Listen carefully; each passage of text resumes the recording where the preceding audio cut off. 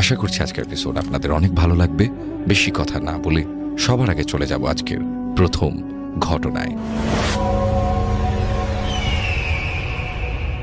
আসসালামু আলাইকুম রাসেল ভাই, আসসালামু আলাইকুম লিসেনার্স। আশা করি সবাই ভালো আছেন। প্রিয় লিসেনার্স, এখন যে ঘটনাটি আমি আপনাদের সাথে শেয়ার করতে যাচ্ছি, এই ঘটনাটি আমাদেরকে পাঠিয়েছেন নাটোর জেলার বড়াইগ্রাম থানার তালস্য গ্রাম থেকে রনি আহমেদ।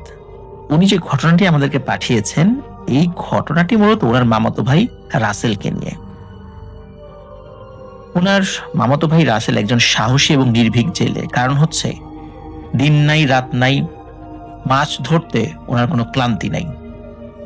শুধু তাই নয়, উত্তাল তরঙ্গের মধ্যে নৌকা চালিয়ে মাছ ধরতে উনি বেশ পটু। এই কারণে সাহসিকতায় তার জুড়ি নেই। রাতের বেলা মাছ ধরতে গিয়ে অনেকেই ভয় পান, কিন্তু মনে হয় যে ভয়ই আসলে ওনাকে ভয় পায়। এই কথা অনেকেই বলেন। অনেক সাহসী একজন মানুষ। যাই হোক, ঘটনাটার সময়কাল 2007 কি 2008 সাল, এরকম একটি সময়। তখন উনি নতুন বিয়ে করেছেন। ওনার ওয়াইফের বয়সও কম ছিল। এই কারণে শ্বশুর বাড়িতে তার মন টিকছিল না। এই কারণে রাসেলের মা তাকে বলেন, যেহেতু মেয়েটার বয়স কম আর এখানে মন টিকছে না, যা ওকে বাপের বাড়িতে দিয়ে আয়, মন ভালো হলে আবার নিয়ে আসিস। এইভাবে আসা যাওয়ার মধ্যে দিয়েই একটা সময় মন টিকে যাবে।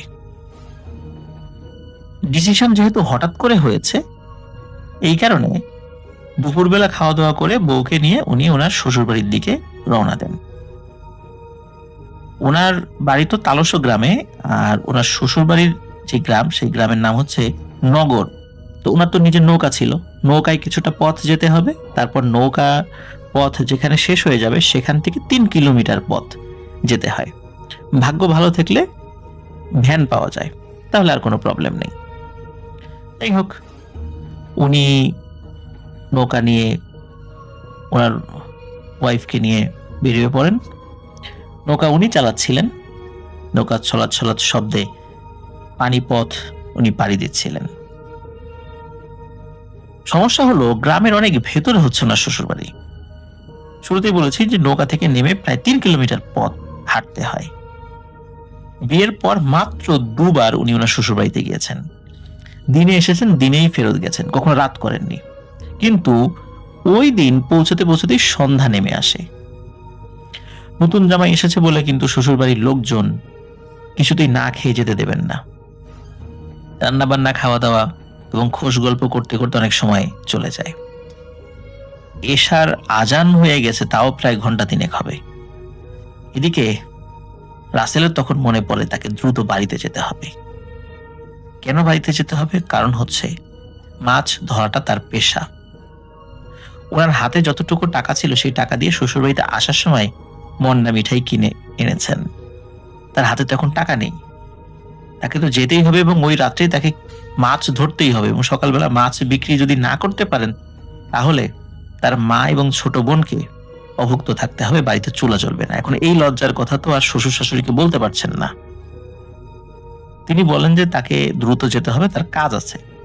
শ্বশুর শাশুড়ি রিকোয়েস্ট করেন, তারপরও তার ওয়াইফ বুঝতে পারেন যে তার স্বামী কেন চলে যেতে চাচ্ছে। এই জন্য তিনি তার মা বাবা, মানে তার ওয়াইফের মা বাবা, মানে রাসেলের যিনি শ্বশুর শাশুড়ি, তাদেরকে বলেন যে ঠিক আছে, সে যেতে যাচ্ছে, যা, তার কাজ আছে, আমি জানি, চলে যেতে দাও। এই কারণে শ্বশুর শাশুড়ি আর কোনো বাধা দেয় না। কিন্তু তার শ্বশুর বলে যে তুমি যেতে চাচ্ছ, যাও, কিন্তু এই পথ দিয়ে যাওয়ার সময় তুমি দিনের বেলা একটা বট গাছ দেখছো না? বলে হ্যাঁ, আমি তো বট গাছ দেখছি।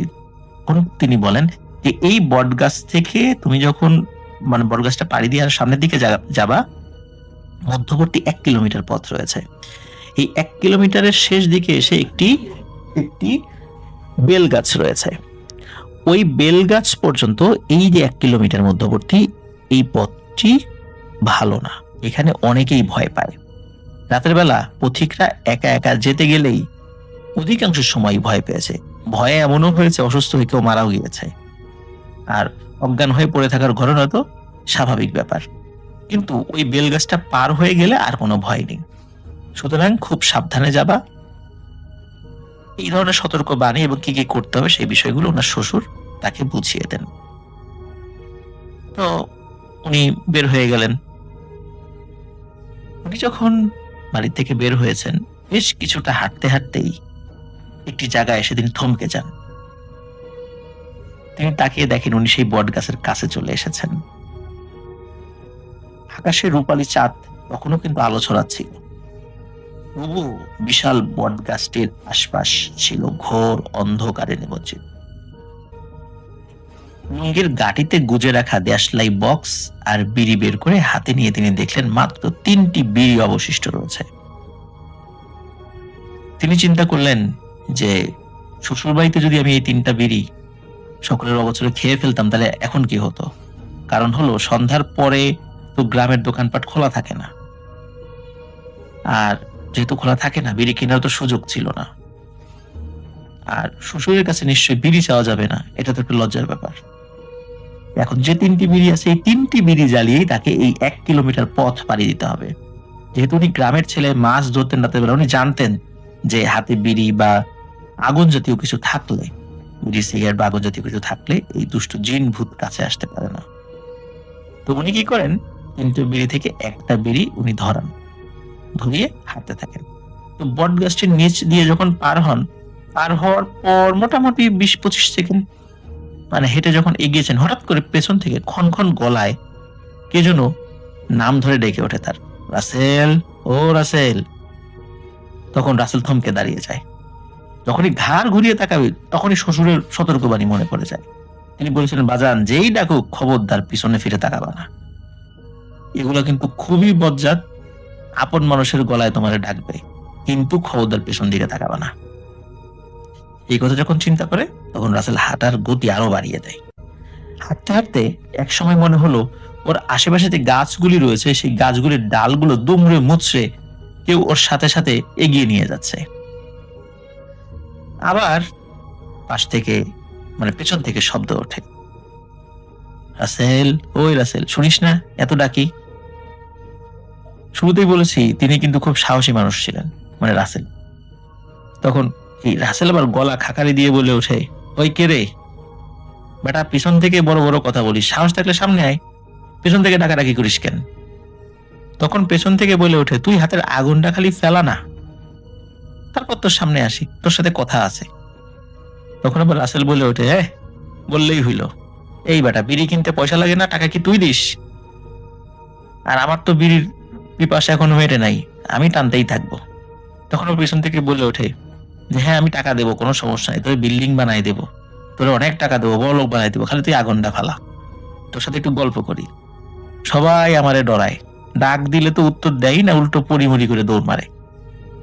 তুই কি সুন্দর আমার সাথে স্বাভাবিকভাবে কথা বলতেছিস, মনে হচ্ছে আমি তোর বন্ধু।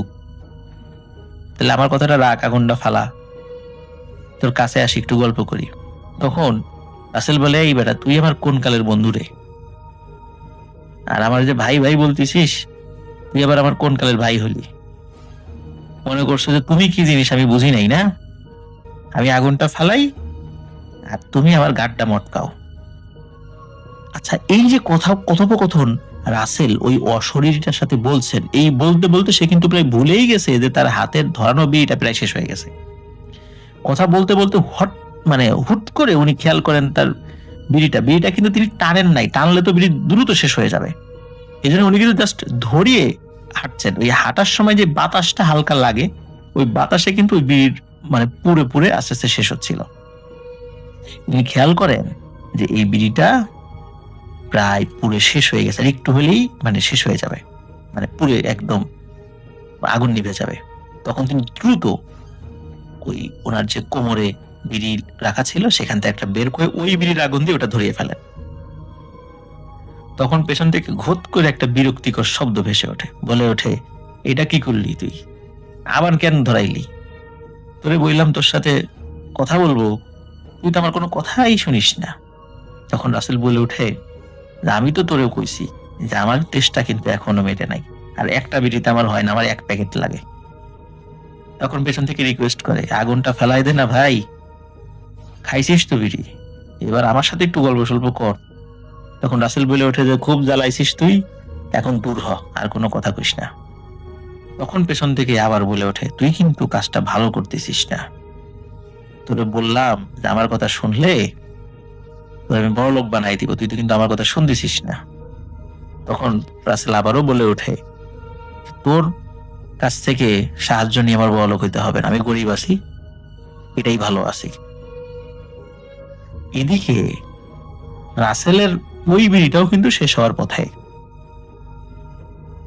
তখন উনি কিছুটা আগুন থাকতে থাকতে আর একটা বিড়ি ধরিয়ে ফেলেন। তখন উনি চিন্তা করেন যে ওই বেল গাছটা কেন এখনো আসছে না। দ্রুত আবার উনি হাঁটা শুরু করেন। একটা পর্যায়ে উনি ওই বেল গাছটি দেখতে পান যে ওই বেল গাছটি খুব বেশি দূরে না, মোটামুটি কাছেই রয়েছে, কিন্তু ওই পর্যন্ত যেতে যেতে এই বিড়িটি হয়তো অবশিষ্ট থাকবে না। উনি ভয় পাচ্ছিলেন, আর ভয় যে শুধু ওই মৃত্যুর ভয় বিষয়টা এরকম নয়, ভয় আরো একটা ভয় উনি পাচ্ছিলেন, সেটি হচ্ছে উনি বুঝতে পারছিলেন যে এখন যদি ওনার কিছু হয়ে যায়, এই দুষ্ট জিনটি ওনার যদি কোনো ক্ষতি করে, ওনাকে মেরে ফেলে, তাহলে ওনার বুড়ি মা এবং তার ছোট বোনের কি হবে? তাদের তো না খেয়ে মরতে হবে, কারণ বাড়িতে উপার্জনক্ষম ব্যক্তি একমাত্র তিনি, তার বাবা মারা গেছেন। সুতরাং তিনি আল্লাহর কাছে বলেন যে আল্লাহ, আমাকে এই যাত্রায় বাঁচায় দাও, এই দুষ্ট জিনের খপ্পর থেকে আমাকে উদ্ধার করো। এই কথা মনে মনে বলতে বলতে উনি দ্রুত এগোতে থাকেন। উনি যখনই ওই বেলগাছটি পার হয়ে গেছেন, তখনই মনে হচ্ছে ওই বেলগাছটি বেলগাছটি ঝড়ে ভেঙে পড়বে এমন একটা অবস্থা। এবং বেলগাছটি যখন উনি পার হয়েছেন, তখন পেছন থেকে প্রচন্ড ক্রোধে কেউ বলে উঠল যে আজকের মতো তুই বেঁচে গেলি রে, তোর সাথে আমি যত কথা বলেছি, এত কথা এই পথ দিয়ে চলার পথে কোনো পথিকের সাথে আমি বলি নাই। প্রত্যেকে আমাকে ভয় পায়, আমাকে ভয় পাইছেও, কিন্তু তুই একমাত্র আমার ভয় পেলি না, তুই অপমান করলি আমারে ভয় না পেয়ে। এরপর যদি তোকে আমি বাগে পাই, তুই বুঝবি আমি কি জিনিস। ওদিকে রাসেল যে ভয় পাচ্ছিলেন না তা কিন্তু নয়, কিন্তু সাহস ধরে রেখেছিলেন আল্লাহর নামে। উনি ওইখান থেকে দেন ঝেড়ে দৌড়, এক দৌড়ে ওনার যে নৌকা ছিল যেখানে, সেখানে চলে যান। তারপর সেখান থেকে বাড়িতে চলে যান। বাড়িতে গিয়ে মাছ ধরার যে সমস্ত সামগ্রী আছে সেগুলো নিয়ে বেরিয়ে পড়েন। প্রিয় লিসেনার্স, নর্মাল লোক হলে কি হতো? এত বড় ভয়ের পরে কেউ কি মাছ ধরতে বেরোতে পারতো? নিশ্চয়ই পারতো না। উনি মাছ ধরতে বেরিয়ে পড়েন, স্বাভাবিকভাবে উনি মাছ ধরেন, তখন আর কোনো সমস্যা হয়নি। এই ঘটনাটি এই কারণে আমার কাছে ভালো লেগেছে যে এই যে রাসেল যিনি, উনি দায়িত্ববোধের একটি উৎকৃষ্ট প্রমাণ দিয়েছেন যে একজন দায়িত্বশীল মানুষের আচরণ কেমন হবে। উনি এরকম ভয় পাওয়ার পরেও সাহস করে আবারও পরিবারের মুখে অন্ন তুলে দেওয়ার জন্য মাছ ধরতে বেরিয়ে গিয়েছিলেন। সত্যি আসলে দায়িত্বশীল মানুষগুলো মনে হয় এরকমই হয়। আশা করছি এই ঘটনাটি আপনাদের ভালো লেগেছে প্রিয় লিসেনার্স। আসসালামু আলাইকুম রাসেল ভাই, আমি একটু পরিচয় দিই কারণ অনেক লিসেনার্স নতুন নতুন এসেছে। আমার নাম ডক্টর আলী। তো আজকে যে ঘটনাটা নিয়ে আসছি, এই ঘটনাটা 100% সত্য এবং যার প্রমাণ রয়েছে এখনো, এটা প্রমাণ চাইলে তিনি দিতে পারবেন, এই কথা তিনি আমাকে বলেছেন। নদীর দিক থেকে একটা শব্দ আসে, তাকিয়ে দেখি নৌকাটা ভেসে উঠেছে, কিন্তু তার মাঝি কই? পরওয়ানাদার হেঁটে আসছিল আমার সামনে, বলল, কোথায় যাবি, যা, যতক্ষণ পারিস ভাগতে থাক, যা, শুধু ভাগ। আমি হতভম্ব হয়ে যাই, আমার চোখ দিয়ে পানি পড়ছিল, কি করব আমি জানি না। এর আগে তো আমি এখানে এসেছিলাম, আমাকে এই মাঝি পার করেছে, নদী পার করেছে, আমাকে এই জায়গাটা পার করে নিয়ে গেছে, বেটা বেটা বলতো সবসময়। আমি হতভম্ব, আমার চোখের পানি পড়ছে, আমি কি করব? আমি উদ্দেশ্যহীন, মাথায় কিচ্ছু নাই আমার, আমি কি করব আমি জানি না। আমি তাকে উদ্দেশ্য করে বলি, কাঁপতে থাকা কান্না কণ্ঠে বলি, শয়তানের বাচ্চা, জানোয়ারের বাচ্চা, বেঈমান, জাহান্নামে যাবি তোরা, যা। সে আমাকে বলল বেঈমান, শয়তান, জানোয়ার, এবং এই কথাটা বলতে বলতে সে আমার সামনে এসে বসে আর বলে, বেঈমান, শয়তান, জানোয়ার, হ্যাঁ? আমি বলি, হ্যাঁ। মারলি কেন? কি করেছিল তোর? কেন মারলি? জাহান্নামী কথাকার। বলতে বলতে আমাকে একটা ঘুষি মেরে দিল সে পেটে। আপনারা বিশ্বাস করবেন কিনা জানি না, আমি চোখে অন্ধকার দেখছিলাম, ব্যথা বুঝাবার ভাষা আমার নাই। একটু পরে ফোঁটা ফোঁটা পানি আমার মুখে পড়ার অনুভূতি পাই আমি, যেন মাত্রই হুঁশ এলো আমার। আর সামনে বড় একটা গাছের কাণ্ডের উপর বাদশাহী ভঙ্গিতে বসেছিল পরওয়ানাদার। সে আমাকে বলল, জানতে চেয়েছিস না কেন? তুই নামার পর পর মাঝি নেমেছিল। তোর দেখা দেখি আমার জেলের কয়েদিরা নিয়ম ভাঙতে শুরু করেছে। মাঝিও ব্যতিক্রম কোথায়, একে একে করে আমার কতগুলো কয়েদিকে সে মেরেছে।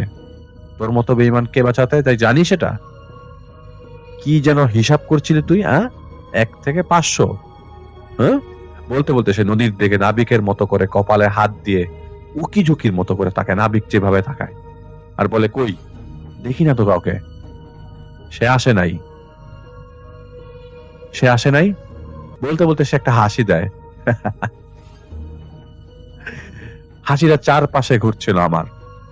সে হাসতে হাসতেই বলে, সেও তো কম বেঈমান না কি রে, নাহলে তোকে আসতে দিল কিভাবে? 1 থেকে 500? আসলে কত বড় বেঈমান, নাহলে তোকে একলা পাঠালো কিভাবে? আর এই বেঈমানি তো তোরাই সেরা। মায়ের পেটে মানুষ হতে সময় নেয় 10 মাস, তখন সেই পেটেই 10টা লাথি। পয়দা হওয়ার সময় নারী ছিঁড়ে বের হস বেটা। যার বুকের দুধকে বড় হয় সেই বুকেই কামড় দেশ। রাতে দিনে 24 ঘন্টা জ্বালাস। হাত পা চলতে শুরু করলে বায়না ধরস, বা মেটালে কামড় দেশ, হাতও তুলস। বড় হাতে হতে পাকতে শুরু করিস, ওর দিকে তাকাস, এর দিকে তাকাস, পুরুষ সবার জোশ জাগাস। মানুষ খুন করিস, কাটতেও পারিস। তোরাই তো রক্ত বয়ে যাচ্ছিস মাটির উপরে রে বেটা। তো কারা শয়তান, আমরা না তোরা? পয়দা হবার আগে থেকেই তোরা কষ্ট দিতে থাকিস, মরার আগ পর্যন্ত দুনিয়া রক্তাক্ত করিয়া আমাদের বলিস শয়তান। মার হাবা খামিনে। সে আমার দিকে উঠে এগিয়ে আসে, মাথা নুয়ে এসে আমার কানে কানে বলে, তোরা নিকৃষ্ট ছিলি আর থাকবি। যদি আমার জেল থেকে 10 ভাগ কয়েদি ঢুকে তোদের জমিনে, তাহলে ভাবতেও পারবি না কি হবে। আর আমার জেলে ঢুকে আমার নিয়ম তুই মানবি না, আবার আমাকে তুই করে বলে অসম্মান করবি। বলতে বলতে সে আমার থুতনি চেপে ধরে, কিন্তু সাথে সাথে সে আমাকে ছেড়ে দেয় আর মুখ দিয়ে ডাহুক পাখির মতো শব্দ করে কাউকে ডাকে, হু হু হু টাইপের এরকম। আমি দেখলাম কতগুলো ছায়া 20-30 হাত দূরে। ওদের ইশারা দিয়ে বলে, মাত্রই কেউ ঢুকেছে সীমানায়, যা খুঁজ সবাই মিলে। যদি খুঁজে না আনতে পারিস তো তোদের কি হবে তোরা জানোস। কিন্তু যা। আমি অন্যদিকে তাকাইনি, মনের মধ্যে তারার কথাই মনে, আমি কিন্তু তাকাইনি ওর দিকে। মনের মধ্যে হঠাৎ করে তারার কথাই মনে এলো। এর মানে তারা ঢুকেছে। তখনই একটা লাথি মারলো সে আমাকে আবার, যা আমার হাতে যে লাগে। আর সে আমার চুল গাল খামচি দিয়ে ধরে বলতে থাকে, কাকে নিয়ে আসছিস? সাথে কর বল কামিনার বাচ্চা, কাকে নিয়ে আসছিস? বলতে বলতে আমার মাথায় কয়েকটা কিল ঘুষি সে মারে। মাথার ব্যথায় ভারী হয়ে যাচ্ছে আমার। আমি কিভাবে যেন বলে ফেলি, তুই মানুষকে খারাপ বলছিস না? তোর কপাল খারাপ, তুই মানুষ না। তুই আমাকে বলছিস না ভাগ, যত দূরে পারিস ভাগ। আমি বলি তোকে, তুই যত দূরে পারিস ভাগ। আমার তারা তোর রু টাই খান খান করে দিবে বেটা। আমি দেখলাম ততক্ষণে পরওয়ানাদার গায়েব। মেঘ ডাকার শব্দ এলো, ঝিরঝির হালকা ফোঁটার মতো বৃষ্টি। আমি খোলা জায়গাটার মধ্যে বসে আছি, সাথে পানি ছিল জমজমের, কিন্তু পানিটা পাচ্ছি না। মার খাবার কারণে শরীরের সব জায়গায় ব্যথা, কিন্তু পরওয়ানাদার এভাবে গায়েব হয়ে যাওয়ার একটা স্বস্তি পাচ্ছিলাম যে তারা এসেছে। নইলে সে গায়েব হবে কেন? আর আমি সেই কারণেই হিম্মত পেয়ে গেছিলাম। সাহস পায় না অনেকে, এলাকার লোকজন আসলে, এলাকার ভাই বাদার আসলে, একা থাকা অবস্থায় যদি কেউ এলাকায় কোনো বিপদে পড়ে, অন্য এলাকায় যে ওই এলাকার ভাই বাদারা যদি পাশের মানে নিজের এলাকার ভাই বাদারা যদি চলে আসে, যেরকম সাহসের মতো হিম্মতের মতো লাগে, তরম এরকম পাচ্ছে। তো উঠে দাঁড়াতে দাঁড়াতে মনে মনে বললাম, তারা আজ আসো তুমি, আজ তোমাকে আসতে হবে আমার জন্য। পেছনে মাথা ঘুরিয়ে নদীর দিকে তাকিয়ে বলি, আমাকে আজ তুমি এপার থেকে ওপারে নিয়ে যাও। ধীরে ধীরে অশান্তিটা কেটে গেল আমার। মাঝির বৈঠাটা আমার সামনেই ছিল, আর আমার মনে পড়লো তার কথা। বৈঠাটা হাতে তুলে নিয়ে নিলাম আমি। ধীরে ধীরে খুঁড়িয়ে খুঁড়ে নদীর ধারে গেলাম। নৌকাটা আমার ভাসছিল, সেটা ভেঙে গেছে পানির চাপে, যেমন বিধ্বস্ত হয়ে গেছে। মনটা কুকড়ে উঠলো আমার। বৈঠাটার দিকে তাকিয়ে মায়া লাগছিল। আমার জন্যই তো হলো এরকম, আমারই তো এর দায়। আসমানের দিকে তাকিয়ে বললাম, আল্লাহ, এই শেষ? সব সময় সাহায্য করেছ, আজ আরেকবার করো। কথাটা আমি শেষ করতে পারিনি, পেছনের জঙ্গল থেকে ভেসে এলো একসাথে কয়েকশো কণ্ঠে, জাগতে রাহো, জাগতে রাহো।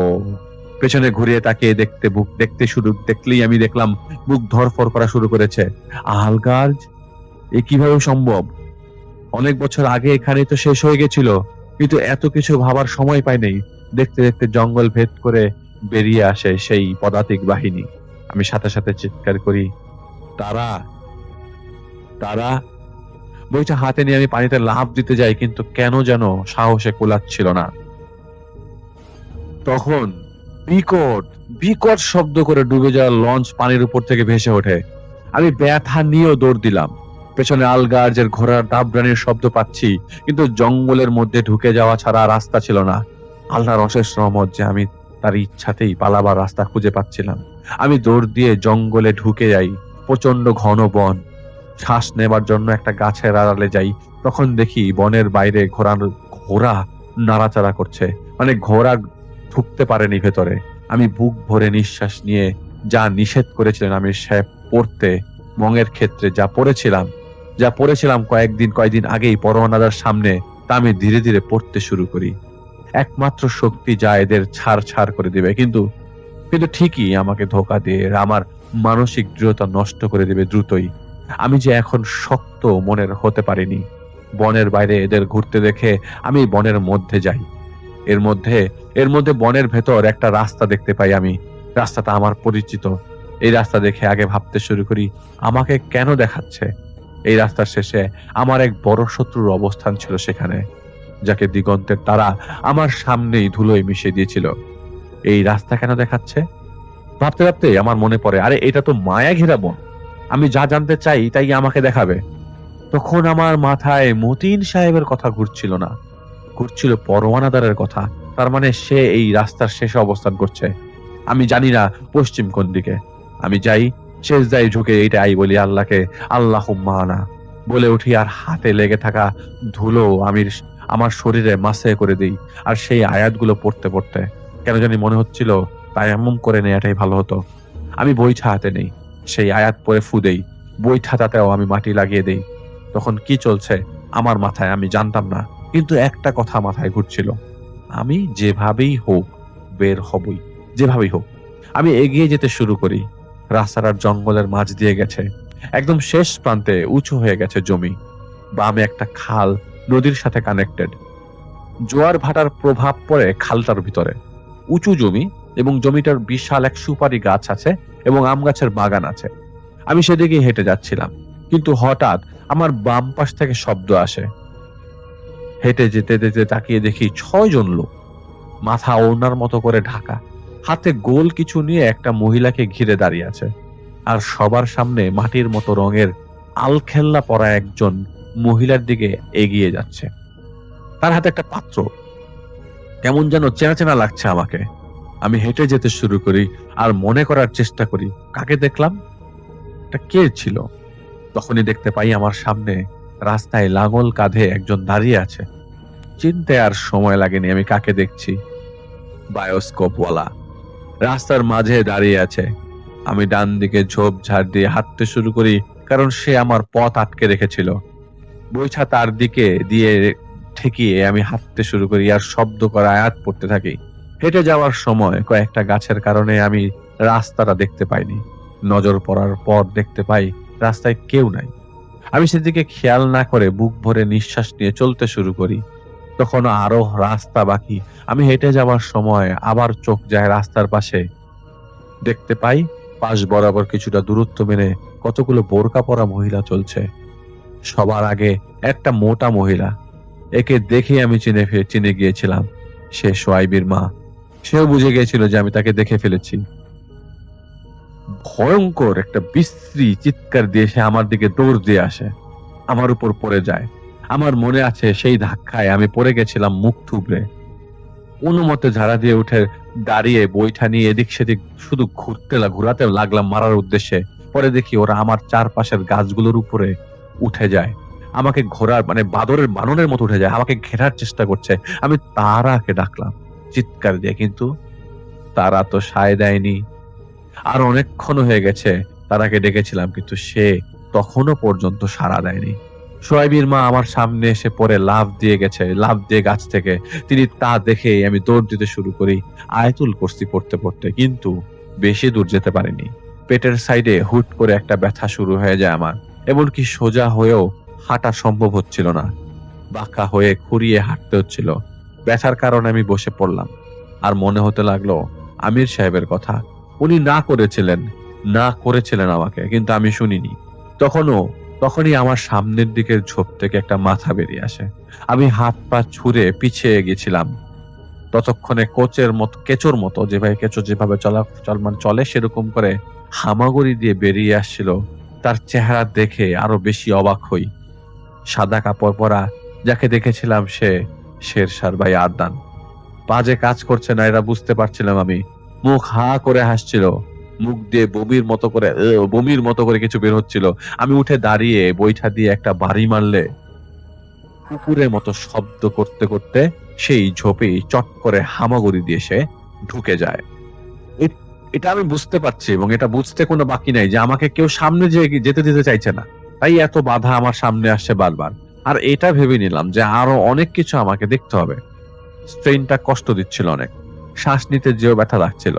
আর আগের কয়েকদিন শরীরে হালকা জ্বর ছিল, যা পরে কয়েকদিন পর টাইফয়েডে পরিণত হয়। সামনে তাকাবার আগে পেছনে তাকিয়ে দেখতে পাই পথটা যেন মিলিয়ে যাচ্ছে দ্রুত। পেছনের জঙ্গলটা যত দূর থাকার কথা তত দূর থাকলেও পথটা মিলিয়ে যাচ্ছিল। উপরে গাছগুলোতে অনেক মুভমেন্ট ছিল, অনেক। পরওয়ানাদার একমাত্র লোক যার কাছে আমাকে যেতে হবে বাঁচার জন্য হলেও, তাই আবার হাঁটতে শুরু করি। কিছু দূর হাঁটার পর আমার কানে কান্না মেশানো গোঙানির শব্দ আসছে। যত সামনে যাচ্ছিলাম তত তা কাছে আসছিল। একসময় মনে হলো সামনের 4-5 হাত দূরে সেই মহিলা হয়তো বসে আছে। আমি বৈঠা 2 হাতে ধরে সামনের দিকে তাক করে হেঁটে যাচ্ছি, আর ডানে তাকাচ্ছি। ডানে কেউ নাই, কিন্তু মাথার উপর থেকে ভেসে আসে, London bridge is falling down. পুরো শরীর আমার ঝাঁকি দিয়ে ওঠে। কবিতাটা শেষ হতেই বিকট ভাবে হেসে ওঠে আমার সামনে পথ আগলে থাকা বেঞ্জু। ডানে তাকিয়ে থাকার কারণে আমি সামনের দিকে লক্ষ্য করিনি। ওকে দেখে ভয় পেলেও আমি জানতাম সে বেইজুজ না। ঠিক সেভাবে সে দাঁড়িয়ে আছে। এবার মহিলার জায়গায় এহতেশামের মা যে ছিল তা দেখে বুঝতে পারছিলাম। আমি ডান পাশের বনের মধ্যে আবারও উঠে যাই, আর বেইজুজ সেভাবেই সেখানে দাঁড়িয়ে আমাকে দেখছিল। এদিকে মাথার উপর মুভমেন্ট বেড়ে গেছিল, আর বেশি সময় ছিল না। সামনে হয়তো আর 40 কদম আমি সেই উঁচু জমিটা দেখতে পাচ্ছিলাম। বনের মধ্যে দিয়েই যাচ্ছিলাম, হঠাৎ মনে হলো পেছন থেকে কেউ আসছে। পেছনে তাকাবার সুযোগ হবার আগেই আতরের সুবাস আমার নাকে লাগে, আর একটা ধাক্কা দিয়ে কেউ আমাকে সামনে সরিয়ে দেয়। আমি পড়ে যাইনি, কিন্তু নিজেকে সামনে নিয়ে ঘুরে তাকাতেই দেখি একটা পেঁচা উড়ে গেল, আর সামনে 10 কদমের মতো একটা গাছের ডালে যে রূপ পাল্টে লিকলিকি গড়নের লম্বা আকৃতি নিয়ে উল্টো গাছেই ঝুলে রইল। আর যে আমাকে ধাক্কা দিয়েছিল সে ছিল সালাউদ্দিন। সে আমার কাছে এসে আমার হাত ধরে রাস্তার দিকে নেমে আসে, আর এক প্রকার ঘাড়ে চাপ দিয়ে ধরে বলল, आपको जिद नहीं करना चाहिए था, आपको समझदार होना चाहिए था। देखिए क्या हो गया आपको? आप शेर के गुहा पे आके फंस गए हो। क्यों किया ऐसा? क्यों? আমি তাকে দেখে রিলিফ ফিল করি। আমি বসে পড়ি। সে দাঁড়িয়ে ছিল। সে বলল, क्या आप जिद करेंगे? আমি মাথা নাড়িয়ে বুঝাই যে না। সে বলল, यह देखिए, हर एक कदम पे शैतान रहता है यहाँ पर। ऊपर देखिए, हजार आ चुके हैं, कभी भी टूट पड़ेंगे आपके ऊपर। তিনি বলছিল, আপনি এখানে কেন আসছেন জিদ করে? মানা করেছিলাম আপনি এখানে জিদ করে আসবেন না। এখন দেখেন উপরে হাজার হাজার চলে আসছে, এখন এরা আপনার উপর উঠে পড়বে, তখন কি করবেন? আমি তাকে বলি, আপনি এলেন কিভাবে? সে বলল, हमारे खबरियों ने बताया हमें आप यहाँ पर आ रहे हो, आपको रोकने के लिए हम आए हैं यहाँ पर, लेकिन तब तक आप अंदर जा चुके थे। हमने आपका पीछा किया तूफान से भी ज्यादा तेजी से, लेकिन आप हमें नहीं मिला था। বলে যে আপনি আমাদের খবরই আমাদেরকে খবর দিয়েছে যে আপনি এখানে আসছেন। আমি তুফানের থেকে বেশি জোরে আসছি এখানে আপনাকে ধরার জন্য, কিন্তু ততক্ষণে আপনি ঢুকে গেছেন এবং আমি আপনাকে পাচ্ছিলাম না। हमने आपको ढूंढने हुए थे, सो भी ज्यादा शैतान को काटते हुए इधर उधर ढूंढ रहा था। जब हमें नजर आया सब के सब शैतान इधर जमा हो रहे थे और तब हमें समझ आया था आप इधर हो। करना क्या चाहते हो आप?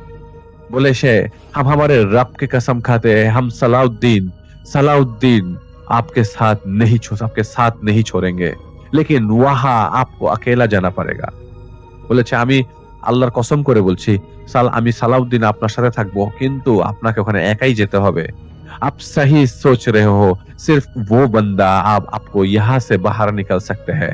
अब जाओ, उसे सौदा करके खुद के लिए रास्ता निकल लीजिए, बाद में देखेंगे इनको। আমি সালাউদ্দিনকে নিয়ে হেঁটে উঁচু জমির দিকে যাই। সালাউদ্দিন আমাকে ইশারা দিয়ে বলে এগিয়ে যান। আমি উপরে উঠি, সামনে প্রচন্ড অন্ধকার দেখছিলাম চারপাশে, মনে হচ্ছিল কিছু ঘিরে রাখা। আমি 2 পা এগোতেই বড় একটা গাছের কাণ্ড কাত হয়ে পড়ে গেল। কাণ্ডটা পড়ে যাবার পর আমি দেখতে পেলাম একটা বিশাল কিছুর উপর বসে আছে পরওয়ানাদার। আমার দিকে তাকিয়ে আছে সে, হাত এলিয়ে এসে বসেছিল একটা সিংহাসনে। এগিয়ে গেলাম সেদিকে, সে আমাকে দেখে ইশারা দিল ভেতরে আসার। আমি আগে বৈঠা উঁচু করে সেদিকে যাই, আগে বৈঠা দিয়ে এদিক ওদিক নাড়াই কোনো ফাঁদ আছে কিনা, এটা দেখে সে একটা হাসি দেয়। আমি ভেতরে ঢুকলাম, ভালো করে দেখলাম, খেয়াল করলাম বাঁশ, বিভিন্ন গাছের কাণ্ড দিয়ে গোল করে ঘেরা চারপাশ। বাঘের মতো ডোরাকাটা রং দেখছিলাম সিংহাসনটার। সে বলল এটা বাঘেরই ছাল, আমরা তোদের মতো নকল কিছু ছুঁয়েও দেখি না। বলতে বলতে সে উঠে দাঁড়ায় আর আমাকে বলল এই আদালত তোকে দোষী সাব্যস্ত করেছে। আমি বললাম তাহলে সাজা কি? সে বলল আরে তুই তো দেখছি অনেক শেয়ানা। তখন আমি বললাম সোজা বল না। সে খেপে গিয়ে বলে জানতে চাস? তাহলে শোন, তুই আর তোর রক্ত যতদূর যাবে ততদূর। আমি ওকে বলতে দেবার সুযোগ না দিয়ে বৈঠা দিয়ে বাড়ি মেরে বসি। তখনই সিংহাসনটাকে পাল্টে যেতে দেখে আমি ভাল্লুকের মতো কিছু একটা রূপে আমি পেছনে দৌড় দেই। আর ঠিক তখনই আমার উপর থেকে আমার চারপাশে কিছু পড়তে শুরু করে। আমার মাথার উপর মোটা একটা সাপ এসে পড়ে যায়, যার কারণে আমি কাঁধে ব্যথা পাই। কিন্তু এর চেয়ে বড় কথা হলো আমাকে অজস্র সাপ ধাওয়া করতে শুরু করেছে। আমি দৌড় দিয়ে বের হলেও ব্যথার সাথে পেরে উঠতে পারছিলাম না। আমি শুধু শুনলাম সালাউদ্দিনকে বলতে আপ জিতনা দূর যা सकते हो যাও, সির্ফ যাও, যাতে রহো। আমি আর বেশি দূর যেতে পারছিলাম না। এদিকে কোন দিকে দৌড় দিয়েছি আমি জানি না, কেবল সামনে আলো দেখতে পাচ্ছিলাম, আকাশের আলো। সেদিক দিয়ে বের হয়ে না নদীর পাড়ে এসে দাঁড়ালাম। ঠিক তখনই আমার পেছন থেকে শব্দ এলো। ঘুরিয়ে তাকিয়ে দেখতেই আমার মাথা ঘুরে গেল। 7 মাথার অজগর বসে আছে, সেভাবেই বসে আছে, হাতে কাঁটাওয়ালা বড় মুরগির মতো কিছু নিয়ে। আমি স্পষ্ট দেখলাম তাকে। আমি খুঁড়িয়ে চলতে শুরু করি, কারণ আমি দেখছিলাম বনের মধ্য থেকে সাপগুলো বেরিয়ে আমার দিকে আসছে।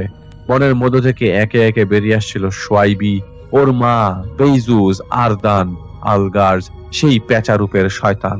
আমি সাপ দেখে কাঁদতে কাঁদতে যতটুকু পারি খুঁড়িয়ে দেখে যাচ্ছিলাম। আমার আর হাতে কোনো উপায় নেই। আমি সাপের নড়াচড়া সহ্য করতে পারি না, এটা আমাকে দুর্বল করে দেয়। আমি সামনের দিকে উঁচু জায়গা দেখলাম টিলার মতো। সেদিকে উঠে দেখতে পাই রেল লাইনের ব্রিজ, পাশে বিশাল রেলিং, পেছনে একে একে এগিয়ে আসছে শয়তানগুলো। আর সাপগুলো যেন একজন আরেকজনের সাথে প্রতিযোগিতা করে এগোচ্ছে আমাকে ধরতে। আমি রেল ব্রিজে উঠি। বিশ্বাসঘাতক বলতো আমির সাহেব তারাকে।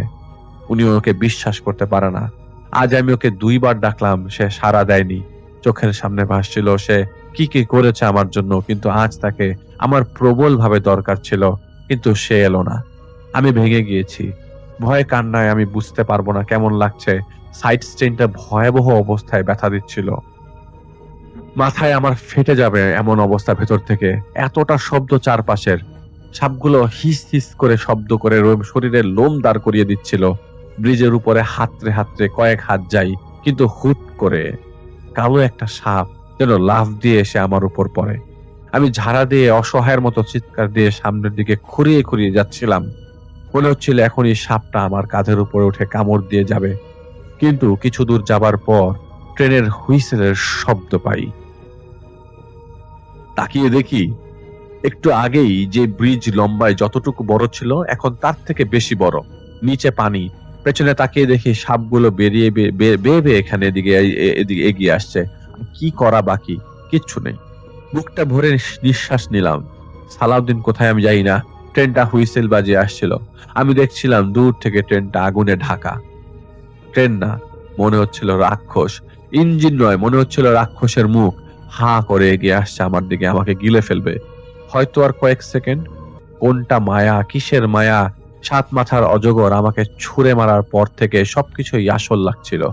ব্যথা তো আর মায়া দিতে পারে না।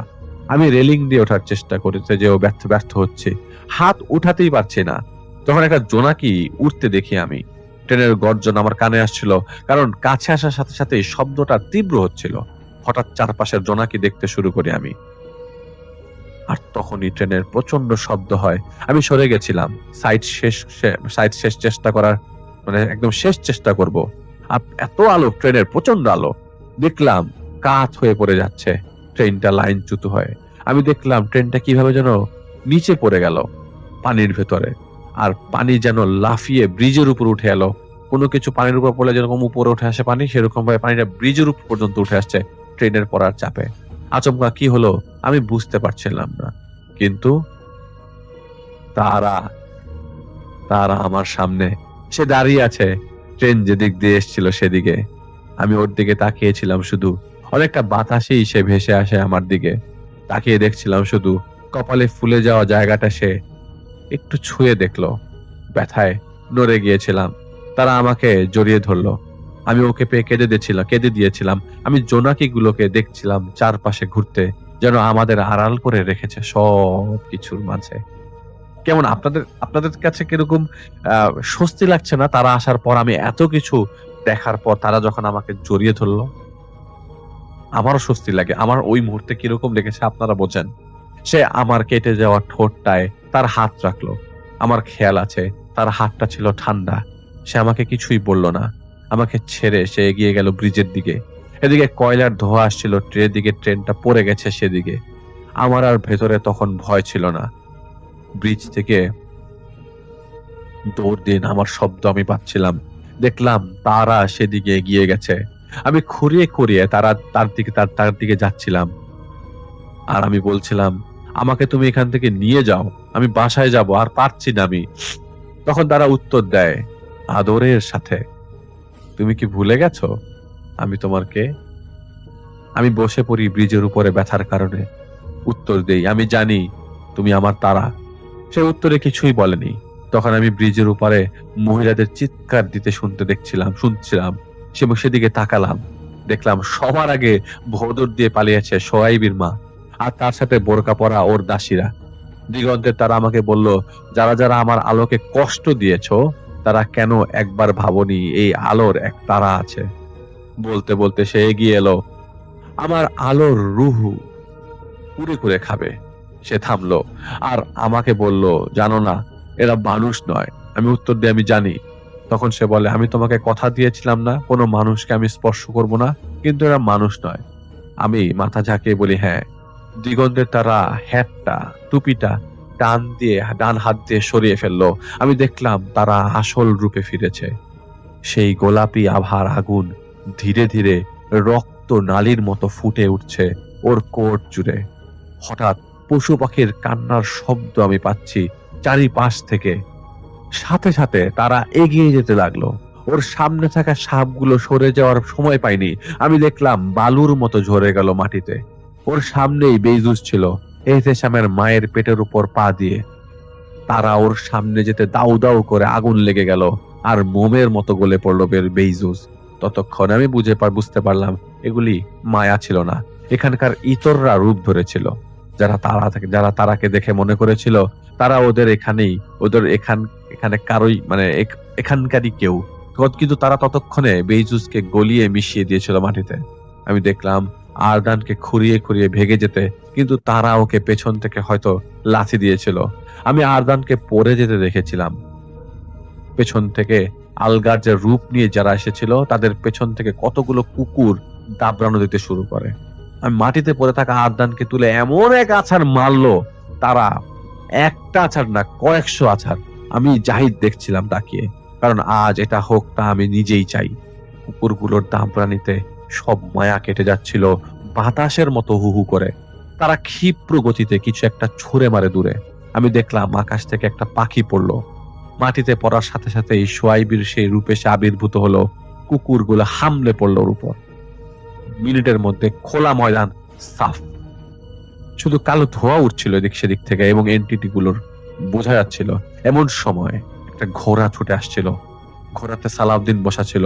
আমি তা দেখেছিলাম, কিন্তু এখানে সবকিছু বাতাসের গতিতে হচ্ছিল। কিছু বোঝার আগেই আমি দেখতে পাই সালাউদ্দিন তারার দিকে বর্ষা হাতে নিয়ে ছুটে যাচ্ছে, তারা পেছন থেকে। আমি চিৎকার দিয়ে ডাক দেবার আগেই তারা ধূপ করে গায়েব হয়ে গেল আমার সামনে। আর সালাউদ্দিন ততক্ষণে পার হয়ে যায় সেই জায়গাটা, কিন্তু তারা সাথে সাথে সালাউদ্দিনের পেছনে চলে এসে বর্ষা ধরে সালাউদ্দিনকে ফেলে দেয় নিচে। তারা সালাউদ্দিনকে আঘাত করতে গেলে সালাউদ্দিন সরে যায় সেখান থেকে। তারা সালাউদ্দিনকে ধরে ফেলে ছুঁড়ে দেয় কয়েক হাত দূরে। আমি তখন চিৎকার করে তারাকে থামতে বলি। আমি চিৎকার করে বলতে থাকি, থামো। আমার ডাক শুনে তারা তো থেমে যায়, কিন্তু সালাউদ্দিন সে বুঝতে পারেনি সে কার সাথে লড়ছে। আমি দেখলাম সে তারার পেছন থেকে লাফ দিয়ে এসে একটা কিছু তারার পেছন দিয়ে ঢুকিয়ে দেয়। আমি এটা দেখে বুকে কামড় দিয়ে ফেললো। আমি ব্যথা নিয়ে ছুটে যেয়ে ধাক্কা দিয়ে সালাউদ্দিনকে।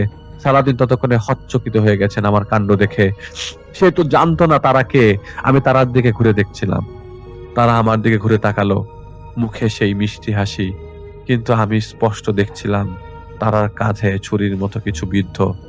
সালাউদ্দিন আমাকে বলল, আপ ইসে জানতে হো? আমি চিৎকার করে বলি, চুপ। আমার কান্না চলে আসছে। কি আজ আমার তারাকে হারিয়ে ফেলবো? আতঙ্কিত হয়ে কাঁদছিলাম, কিন্তু তারা এসে আমাকে জড়িয়ে ধরে। হেই কেঁদেই শুনো, কেঁদো না, আমার কিছুই হয় নাই, আর হবেও না। 10টা বছর অপেক্ষা করেছি, তুমি আমাকে ডাকবে, আর আজ সেই মুহূর্ত। এই মুহূর্তটাকে কেউ কেড়ে নিতে পারবে না আমার আলো। আমি ওর হাতটা দেখছিলাম কাঁদতে কাঁদতে। সে আমাকে আশ্বস্ত করার জন্য ছুরিটা বের করে ফেলে আমাকে বলে, দেখো কিছুই হয়নি, আর কিছুই হবে না। আমার কপালের সাথে সে তার কপাল লাগায়। এই শুনো, মনে আছে তুমি বাচ্চাদের মতো ভ্যা ভ্যা করে কেঁদেছিলে ক্লাস ভর্তি ছেলে মেয়েদের সামনে, যখন তোমাকে তোমার মা ভুলে মেয়েদের শাড়িতে বসিয়ে রেখে চলে গিয়েছিল? আজ একদম সেই রকমই লাগছে, বোকাশোকা ছেলের মতো। আমি তাও কাঁদছিলাম দেখে সে আমাকে শক্ত করে জড়িয়ে ধরে বলল, এই কেঁদো না, আমার জন্য কেঁদো না। 10 বছর ধরে অপেক্ষায় ছিলাম এমন মুহূর্তে। আমার জন্য কেঁদে তুমি নিজেও কষ্ট পেও না। সে আমার চোখ মুছে দেয়, কিন্তু পেছনে দাঁড়িয়ে ছিল সালাউদ্দিন। সে কড়া ভাষায় বলল, আপকো ইস কামিনে কে সব পাতা হ্যায়। আমি বললাম, ওর নাম তারা, এভাবে কথা বলবেন না ওর সাথে। সালাউদ্দিন বলল, हमारा नाम सलाउद्दीन, हम गुलाम है खुदा के और नौकर है रसूल के, और हम कसम खाते हैं ये जो है ना आपके पास सबसे बड़ा हरामी है। তখন ওর হাতের মাফলারের দিকে সালাউদ্দিনের নজর যায়। সে তাকিয়ে দেখলো অবাক হয়ে, তারার দিকে তাকিয়ে বলল, तू वही है, तू जिंदा कैसे अब तक? তারা মাথা নাড়িয়ে ভাষা হারিয়ে ফেলছি, কি জানি একটা ভাব নিল। আমি সালাউদ্দিনকে থামিয়ে দিয়ে বলি, আমাকে এখান থেকে বের হতে হবে। তারার দিকে তাকিয়ে বলি, আমাকে বের করে নিয়ে যাও বাসায়। তারা মাথা নাড়িয়ে হ্যাঁ বুঝালো আমাকে। তখন আমি সালাউদ্দিনকে বলি, আপনি চলুন একসাথে বের হব। তখন সালাউদ্দিন চারপাশে তাকিয়ে বলল, আপ যাইয়ে, হাম ইস জায়গা কো তাবাহ করকেই বাহার নিকলেঙ্গে। তখন তারা বলে সালাউদ্দিনকে, তোমার যদি মরার শখ জেগে থাকে তাহলে শখ মেটাও, তো এখানে সেই সুযোগ তুমি পাবে না। এই জায়গা তুমি একা নিশ্চিহ্ন করতে পারবে না। তখন সালাউদ্দিন বলে তাচ্ছিল্য করে, তু ऐसा ही तो बोलेगा क्योंकि तू इन जैसा ही तो है। তখন তারা উঠে যায় আর ধীর স্থির ভাবে এগিয়ে যায় সালাউদ্দিনের সামনে, আর বলে, কেবল আমি পারবো নিশ্চিহ্ন করতে। সালাউদ্দিন আর তারা দুজন কাউকে ছাড় দিচ্ছিল না। আমি তারাকে বলি, আমাকে নিয়ে যাও তুমি। তখন তারা বলে, চলো আমার সাথে। আমি সালাউদ্দিনকে বলি, আমার সাথে চলুন। সালাউদ্দিন বলে, आप जाओ, हम ये जगह तबाह करना पड़ेगा, इस जगह को पहले तबाह करना पड़ेगा।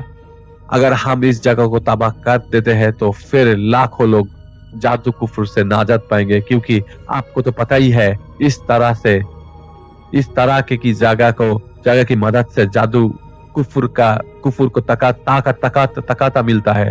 अगर 7 में से एक जगह बंद हो जाते तो फिर लाखों लोग की शिफा मिलेगा। हम हमारे फौज को अंदर लेके आएंगे, आप जाओ।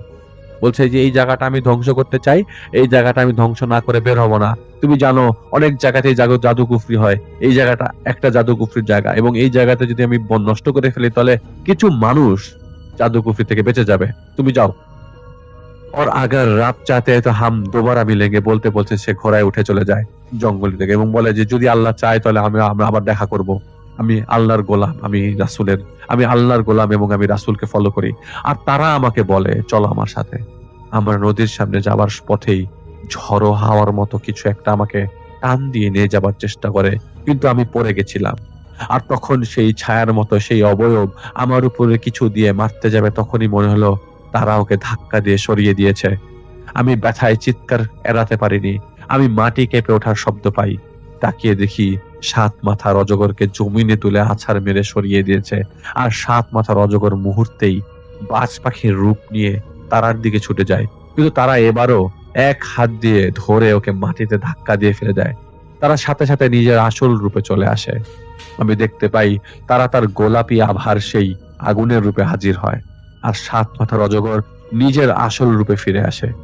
ধাম করে সেই গোলাপি আভা একটা আঘাত করে 7 মাথার অজগরকে, সেই ছিটকে পড়ে যায়। আর আমি দেখতে পাই সে গোলাপি আভা থেকে ছুটে যে জমিন থেকে 7 মাথার অজগর তুলে সে 2 হাত দিয়ে ছিঁড়ে ফেললো। সাথে সাথে ঝরে ঝরে বালুর মতো ঝরে পড়লো 7 মাথার অজগর, মিলিয়ে গেল। এই তুই থাম বলে একটা চিৎকার ভেসে আসে। পরওয়ানাদার সেখানে দাঁড়িয়ে ছিল। সে তার 2 হাত পাশে ছড়িয়ে বলে থাম থাম বলে সে সাদা পতাকা দেখাতে শুরু করে। আমি বোকার মতো তাকে দেখছিলাম। সে বলল, তুই আমার জেলটাকে বরবাদ করিস না। তুই জানিস সেখানে কি হয়, কিভাবে সবকিছু চলে। তোর পোষা কুকুরগুলোকে থামা। সে আমার দিকে ইশারা দিয়ে বলে, আমি ওকে যেতে দিচ্ছি, তুই আর এখানে কিছু করিস না, যা চলে যা। তারা একবার আমার দিকে তাকায়, এরপর হ্যান্ড শেক করার জন্য হাত বাড়ায় ওর দিকে। আমি তারাকে বললাম, ও কি করেছে তুমি জানো তো? ওর সাথে হাত মিলিও না, ও খুব খারাপ, খুব খারাপ। তারপরেও তারা হাত বাড়িয়ে রেখেছিল। তারা চাইছিল মধ্যস্থতা। আর পরওয়ানাদার ধীরে ধীরে এগিয়ে আসে আর হাত বাড়িয়ে বলে, তাহলে শান্তি শান্তি মেনে নিচ্ছি 2 জন। তারা মাথা ঝাঁকিয়ে হ্যাঁ বলে। তখন পরওয়ানাদার তারার সাথে হাত মেলায়। তারা তখন আমাকে বলল, আমার আলো তোমাকে যে কষ্ট দেয় সে মানুষ না হলে আমি কি করি জানো তো আমার আলো। এবার আমি বুঝতে পারি, আর চোখের পলকে তারা এক ঝটকায় ধাক্কা মেরে ফেলে দেয় পরওয়ানাদারকে। সে উঠে বসার আগেই ওর হয়তো পিঠে তারা আঘাত করলো আর ঘাড়ে ধরে তুলে ফেললো। তারা আমাকে বলল, কি দেখেছিলে তুমি, কি করেছিল এরা তোমার সাথে, দেখো কি হয় এর সাথে। আমি দেখছিলাম পরওয়ানাদার ছটফট করছে ছোটার জন্য, কিন্তু বলতে বলতে ঘাড় মোটকে যাবার এক কটর শব্দ পাওয়া গেল। পরওয়ানাদার খসে পড়লো বালুর মতো। তারা বলল, যদি মানুষ হতি তাহলে বেঁচেই যেত, আফসোস তুই মানুষ না। তারা আমার দিকে ঘুরে তাকালো। আমি কিছু বলার আগে সে আমাকে বলল, ঘুমিয়ে যাও। আমি বললাম, কিভাবে? তখন সে আমার কাছে এলো, আমাকে জড়িয়ে ধরলো আর কানে কানে বলল, আমি তোমার দূর দিগন্তের তারা। আমার আর কিছু মনে ছিল না, যেন কয়েক সেকেন্ড সাথে সাথে আমার ঘুম ভেঙে যায়। আমি এপারে এসে গেছি, নদীর পারে। সেই জায়গাটা শুধু একজন ছিল না রেডিও বাজার শব্দ। এপারে দাঁড়ানো অবস্থায় চোখ যায় উঁচু পাড়ের দিকে। দেখি আমির সাহেব দাঁড়িয়ে আছেন একা, কারণ তিনিও তো আসলে সীমাবদ্ধ। তাকে একদিন আমি দেখেছিলাম তার আসল রূপে, এরপর আর দেখিনি। সেদিনের পর বহুবার দেখেছি ওনাকে আফসোস করতে। চোখটা গেল নৌকাটার দিকে, আমার চোখের পানি চলে এসছে। তাকে দেখলাম, সে তার মতো দাঁড়িয়ে আছে, মাথায় হ্যাট, হাতে মাফলার, কিন্তু এটা দেখলাম যেখানে সালাউদ্দিন ছুরি গেঁথে দিয়েছিল সেই জায়গাটা বেশি কালো দেখাচ্ছে। তারা আঘাত পেয়ে গেছিল, এটা সে বুঝতে পেরে মুচকি হাসি দিল। আমি নৌকাটার কাছে গেলাম, সেই কথাটা কানে বাজছিল আমার। আর একই সাথে ওই মুহূর্তে আজান শুরু হয় ফজরের। আমার নজর নৌকার বাম দিকে পানির কাছের অংশে যায়। কিছু একটা বাধা ছিল। আমি কাপড়ের ফিতার মতো রশিটা টান দিতেই রেডিওটা উপরে উঠে আসে পানির মধ্য থেকে। যন্ত্রণা সহ্য করতে পারছিলাম না, আমি আপনাদের বোঝাতে পারবো না। আমি রেডিওটা খুলে আমির সাহেবের দিকে তাকাই। তিনি ইশারা করলেন, পানিতে ফেলে দাও। আমি পানিতে ফেলে দিই রেডিওটাকে। বৈঠাটা হাতে নিয়ে পানিতে ফেলার সময় অপরাধী মনে হলো নিজেকে। নৌকাটা ভেসেছিল, কি মনে করে আমি নৌকাটায় উঠলাম। আজ আমি নৌকা থেকে পড়ে যাইনি বা উঠতে সমস্যা হয়নি আমার। আমি তারার দিকে তাকিয়ে বলি, ফুটো করব। তারা বলল, ফুটো হয়ে গেছে দেখো। আমি অল্প পানি ঢুকতে দেখতে পাচ্ছিলাম কাঠ সরিয়ে। আমি নেমে যাই পানির মধ্যে আর ধাক্কা দিয়ে নদীর দিকে ভাসিয়ে দিই নৌকাটাকে। মনে মনে তওবা করলাম আর ওয়াদা করলাম, আর বোকামি করব না, আর কোনো জিদ করব না, আর কোনো ভুল না। মাঝির নৌকাটা ধীরে ধীরে যাচ্ছিল নদীর দিকে। চারদিকে আজান, আজানের শব্দ, আর আমি সেদিকে পিঠ ফিরিয়ে চলে আসি উপরে। তারা এগিয়ে আসে, আমার কপালের সাথে সে তার কপাল স্পর্শ করে। সে আমাকে বলল, মনে আছে না আমি তোমার? তারা। আমি চোখ বন্ধ করে রেখেছিলাম। তারা চলে গেল। সামনে আমির সাহেব আমাকে বললেন, চলো। আমার মাথায় হাত রেখে তিনি তার ক্ষমতা বল প্রয়োগ করে যতটা পারলেন চাপ কমিয়ে দিলেন। কারণ আগে শরীরটা খারাপ ছিল, জানতাম না টাইফয়েড ডানা বাঁধছে দ্রুত আমার শরীরের ভেতরে। আমির সাহেব কিছুই বলেনি, কিছুই না একদম। ঘটনাটা গেল অক্টোবর মাসের। আসলে কি আমি তো ক্রমানুসারে ঘটনা বলি না, তাই কিছু সময় ঘটনার কথা শুনে বিরূপ মনোভাব প্রকাশ করেন আপনারা। আগে একবার ঘটনা শুনুন, এরপর না হয় আপনি মনোভাব প্রকাশ করলেন। মায়ার জমিতে সব মায়া ছিল, কিন্তু দুইজন না। সবার আগে ভোদর দিয়ে পালিয়ে যাওয়া সোয়াইবির মা আর 7 মাথার অজগর, এরা দুইজন আসলেই ছিল। আমি শিখছি, শেখার এখনো অনেক বাকি। মরার আগ পর্যন্ত এই জায়গায় যেহেতু ঢুকে গেছি, আমার মনে হয় শিখেই যেতে হবে। মতিন সাহেবের ব্যাপারে আর কিছু জানা যায়নি, কারণ আমি ততদিনে তীব্রভাবে অসুস্থ হয়ে পড়ি টাইফয়েডে। অর্ধেক ঘটনা শেয়ার করার মানসিকতা আমার নেই। আমি এখন তীব্রভাবে আতঙ্কে ভুগছি আমার মাকে নিয়ে। এই আতঙ্কে যে ভুগেছে, কেবল সে আমার মানসিক অবস্থাটা টের পাবে। আসসালামু আলাইকুম রাসেল ভাই, আশা করছি আপনি ভালো আছেন। রাসেল ভাই, আমি শাকিল আহমেদ লালমনিরহাট জেলা থেকে আপনাকে ঘটনা শেয়ার করছি। আর আজকে আমি যেই ঘটনাটি আপনার সঙ্গে শেয়ার করতে যাচ্ছি, এই ঘটনাটি একজন মাঝির ঘটনা, যার সঙ্গে আমার দেখা হয়েছিল গত সপ্তাহে। আমি যখন চিলমারি গিয়েছিলাম রাসেল ভাই, তখন তার সঙ্গে দেখা হয়েছিল। তো তার কাছ থেকে আমি একটি ঘটনা সংগ্রহ করি। কোনো কথা না বাড়িয়ে সরাসরি আমি ঘটনায় চলে যাচ্ছি। যার সঙ্গে আমার কথা হয়েছিল তার নাম হচ্ছে কাশেম মাঝি, এবং এই কাশেম মাঝি ছিলেন খুবই একজন ভালো মানুষ, 5 ওয়াক্ত নামাজ পড়তেন এবং এলাকার মধ্যে তার খুবই ডাক সুনাম ছিল। উনি মাছ ধরায় অনেক পটু ছিলেন এবং উনার যে একটা নৌকা ছিল, সেই নৌকাটাকে উনি মানে এমনভাবে বাইতেন যেন মনে হতো এই নৌকাটা তার কথা শোনে। এইরকম উনি আর কি নৌকাটাকে যেভাবে চালাইতে চাচ্ছেন, যেভাবে যেদিক দিয়ে নিয়ে যাইতে চান, ঠিক নৌকাটা ওইভাবেই চলে আর কি রাসেল ভাই। যাই হোক, একদিন এই কাশেম আলী এবং তার যে স্ত্রী ছিল রহিমা, তাদের তখনও বিয়ে হয়নি, অনেকদিন আগের ঘটনাটা। তো তারা দুজনে একজন আত্মীয়র বাড়ি গিয়েছিল। ওই আত্মীয়র বাড়ি হচ্ছে চিলমারিতে, মানে নদী পার হয়ে ওই পাশে যাওয়া লাগে, ওই পাশে তাদের আত্মীয়র বাড়ি। তো আত্মীয়র বাড়ি যাওয়ার পরে তারা সেখানে বেশ খানিকটা সময় অতিবাহিত করে। বেশ খানিকটা সময় বলতে বেশ বিকাল পর্যন্ত তারা ওখানে ওই আত্মীয়র বাড়িতে কাটায় এবং বিকালের পর তারা রওনা দেয় বাড়ি আসার দিকে। কিন্তু মানে পথে তার ওই রহিমা বেগম, তার যে স্ত্রী ছিল, রহিমা বেগমের একজন বান্ধবীর সঙ্গে দেখা হয় এবং এই বান্ধবীর সঙ্গে দেখা হওয়ার ফলে তারা সেই বান্ধবীর সঙ্গে আলাপ গুজব করতে করতে প্রায় সন্ধ্যা হয়ে যায়। এবং এই সন্ধ্যা যে ছিল, এই সন্ধ্যার সময় তারা বাড়ি ফিরছিল আর কি। ওই যে রহিমা বেগমের বান্ধবী ছিল, মানে কাশেম আলী স্ত্রীর, তো উনি অনেক থাকার রিকোয়েস্ট করে, কিন্তু কাশেম আলী বলে যে না, কালকে সকালে আবার কোথায় যাওয়া লাগে না যাওয়া লাগে, আমি বাড়ি চলে যাই।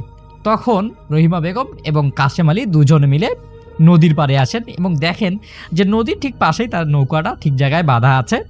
তখন ওনার নৌকায় একটা হেরিকেন ছিল, সেই হেরিকেনটার মধ্যে কিছুখানি তেল ছিল, সেই তেল দিয়ে তারা মানে এই নদীটা পার হতে পারবে আর কি।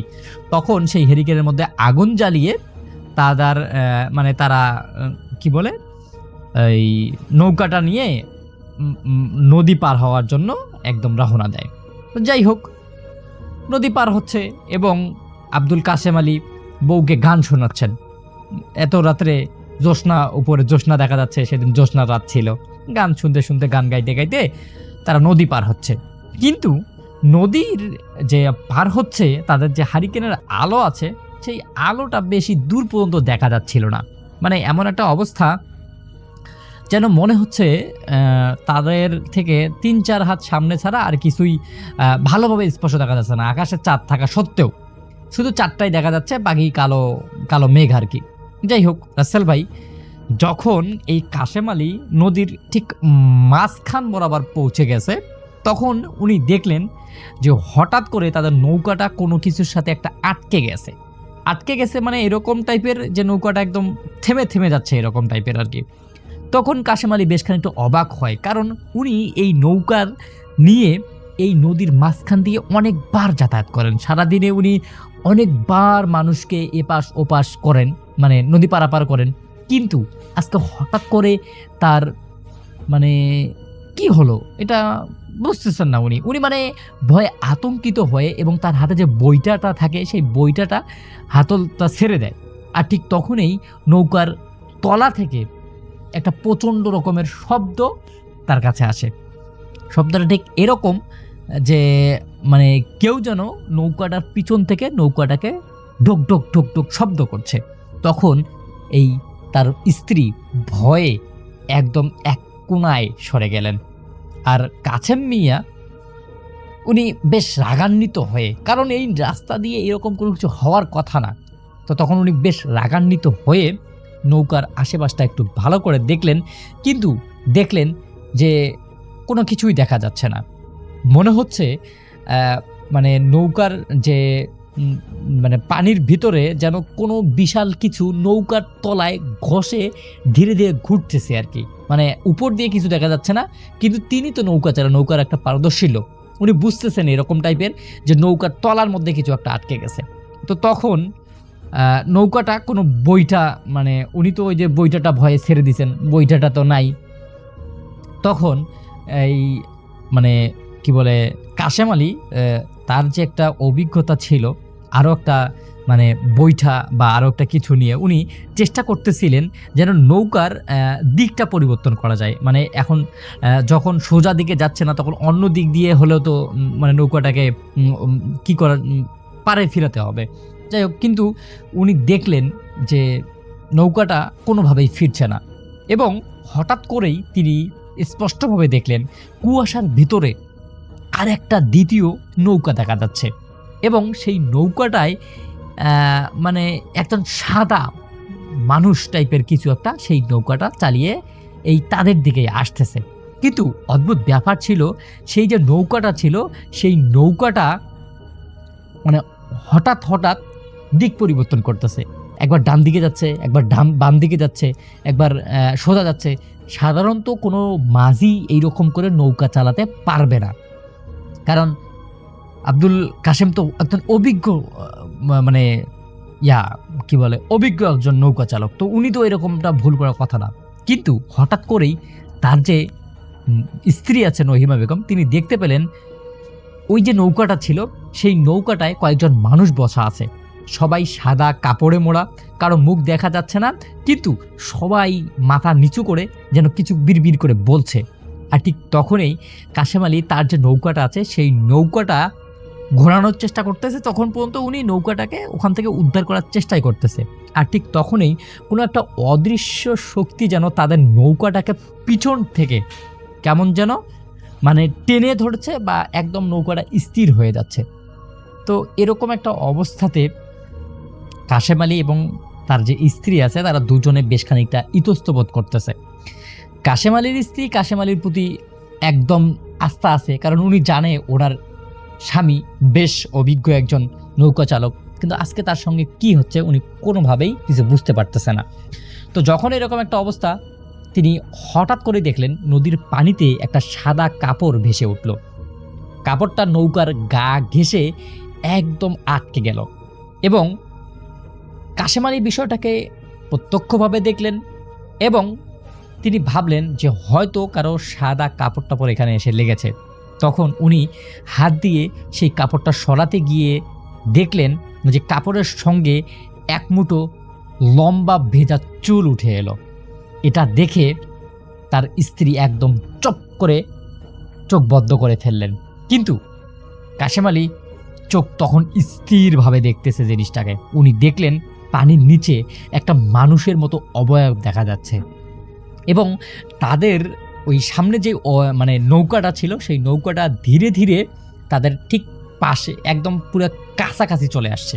আর ঠিক তখনই দেখলেন সেই নৌকাতে একজন মহিলা সাদা কাপড় পরা, পুরো শরীর একদম পানি দিয়ে ভেজা, চুপচুপ করে ভেজা, চুলগুলো দিয়ে মুখটা ঢেকে রেখেছে এবং সে নৌকার পাশে দাঁড়িয়ে ছিল, অথচ তার পা পানির নিচে একদমই দেখা যাচ্ছিল না। মানে রাসেল ভাই এরকম যে ওই যে নারী অবয়বটা ছিল সেটা নৌকার থেকে ভাসমান অবস্থায় আছে এবং এটা দেখলেও মানে দেখে ওই আবুল কাশেম বেশ খানিকটা অবাক হয়ে যাচ্ছে। উনি ওনার লাইফে এমন কোনো ঘটনা মানে সরাসরিভাবে কি বলে প্রত্যক্ষ করেনি। এটা দেখার পর উনি ওনার স্ত্রীকে বলে, বউ নৌকা ভালো করে আঁকড়ে ধরো, নৌকাটাকে ভালো করে ধরো। আর ঠিক তখনই তাদের সামনে যে মহিলাটা ছিল সেই মহিলাটা কোনো কিছু বলছে না, অবয়বটা আর কি সেটা কোনো কিছু বলছে না। কিন্তু কাশেম আলী স্পষ্টভাবে দেখছেন যে তার যে শরীর ছিল সেই শরীর থেকে টুপ টুপ টুপ টুপ করে পানি সেই যে তাদের যে নৌকাটা আছে সেই নৌকাটার মধ্যে পড়ছে। কিছুক্ষণ পর কাশেম আলীর স্ত্রী লক্ষ্য করলেন যে তাদের যে নৌকার পাশে যে পানিগুলো আছে সেই পানিগুলো কেমন যেন অস্বাভাবিক হয়ে যাচ্ছে, পানিগুলোর সঙ্গে কালচে কাদা কেমন যেন মিশে যাচ্ছে। মাছ নদীতে এরকম কাদা বা এইরকম মাটি পাওয়া একদমই অসম্ভব, কিন্তু সেখানে তারা এরকমভাবে দেখতেছে। এটা দেখে তিনি তার স্বামীকে বললেন, তুমি কি কিছু দেখতে পাচ্ছ? আর ঠিক তখনই উনি হঠাৎ করে স্পষ্টভাবে শুনতে পারলেন যে নৌকার পিছন থেকে কোনো একটা শিশু যেন গুঙ্গে গুঙ্গে কান্না করছে। এটা দেখে শুনে রহিমা বেগম উনি পিছনের দিকে তাকালেন আর দেখলেন তাদের নৌকার ঠিক পিছনে একটা শিশু দাঁড়িয়ে কান্না করছে, কিন্তু শিশুটার মুখ একদমই দেখা যাচ্ছে না এবং সে ধীরে ধীরে তাদের যে নৌকাটা আছে সেই নৌকাটার দিকে এগিয়ে আসতেছিল এবং তার প্রতিটি পায়ের ছাপ স্পষ্টভাবে বোঝা যাচ্ছিল সেই যে নদীর মাঝখানের মাটিতে কাদো, যেই মাটিটা রাসেল ভাই বললাম, দৃশ্যটা রাসেল ভাই এরকম হয়েছে যে তারা এমন একটা জিনিস অনুভব করতেছে যেন তারা কোনো কিনারায় পৌঁছে গেছে এরকম টাইপের, কিন্তু তারা তখন পর্যন্ত নদীর মাঝখানে আছে, নদীর আশেপাশে কোনো কিছু দেখতে পাচ্ছে না। কারণ তারা যদি কিনারায় পৌঁছে যেত তারা কিন্তু একটা মানুষের বাড়ি বা নদীর কিনারা খুঁজে পাইতো আর কি, গাছগাছালি ছিল নদীর কিনারায়। তো এইটা যখন অনুভব করলেন তখন উনি ওনার স্বামীকে ডাক দিলেন, আর স্বামীকে ডাক দেওয়া মাত্রই উনি দেখলেন যে সেই যে ছোট শিশুটা আছে সেই শিশুটা ধীরে ধীরে বাতাসের সঙ্গে কেমন যেন মিলিয়ে গেল। আর ঠিক সেই মুহূর্তেই কাশেম আলী নৌকার চারদিকে দেখতে পারল আবারও অসংখ্য পানি কালো পানিতে ছুঁয়ে যাচ্ছে। আর ঠিক তখনই ওই যে তাদের সামনে দ্বিতীয় যে নৌকাটা ছিল সেই নৌকাটাও কেমন যেন কুয়াশার মধ্যে একদম মিলিয়ে গেল। তখন পুরো জায়গাটায় একদম ঘন কালো কুয়াশায় ঢেকে ফেলল। আর ঠিক তখনই কাশেম আলী বুঝতে পারল তারা আর নদীর পরিচিত অংশের মধ্যে নেই, তারা অন্য কোথাও একটা গিয়ে পড়ে গেছে এবং এই অবস্থাতে তারা আসলে কি করবে, কি করলে তারা আসলে এখান থেকে মুক্তি পাবে তাদের মাথায় কোনো কিছু আসতেছে না। এমন কম রাত তখন, কিন্তু রাসেল ভাই তারা মাগরিবের পর একটা অবস্থা, এখনো এশার আজানে দেয়নি, তাতেই তাদের এইরকম একটা অবস্থা দেখে তারা কোনো কিছুই বুঝতে পারতেছে না। এরপর হঠাৎ করেই কাশেম আলী শুনতে পারে যে তার যে পুরো নদীটা আছে সেই নদীটা কেমন যেন একটা প্রচণ্ড রকমের একটা ঢেউ উঠেছে। মানে আর নদীর যে নৌকার যে চারপাশটা আছে সেই চারপাশটা অসংখ্য মানে হাত পানির নিচ থেকে তাদের এই মানে নৌকাটা যে আছে সেই নৌকাটার মধ্যে কেমন যেন নখ কাটছে। কেউ নৌকার কিনারা ধরে টানছে, আবার কেউ যেন নৌকাটার মধ্যে কেমন করে যেন আঘাত করছে।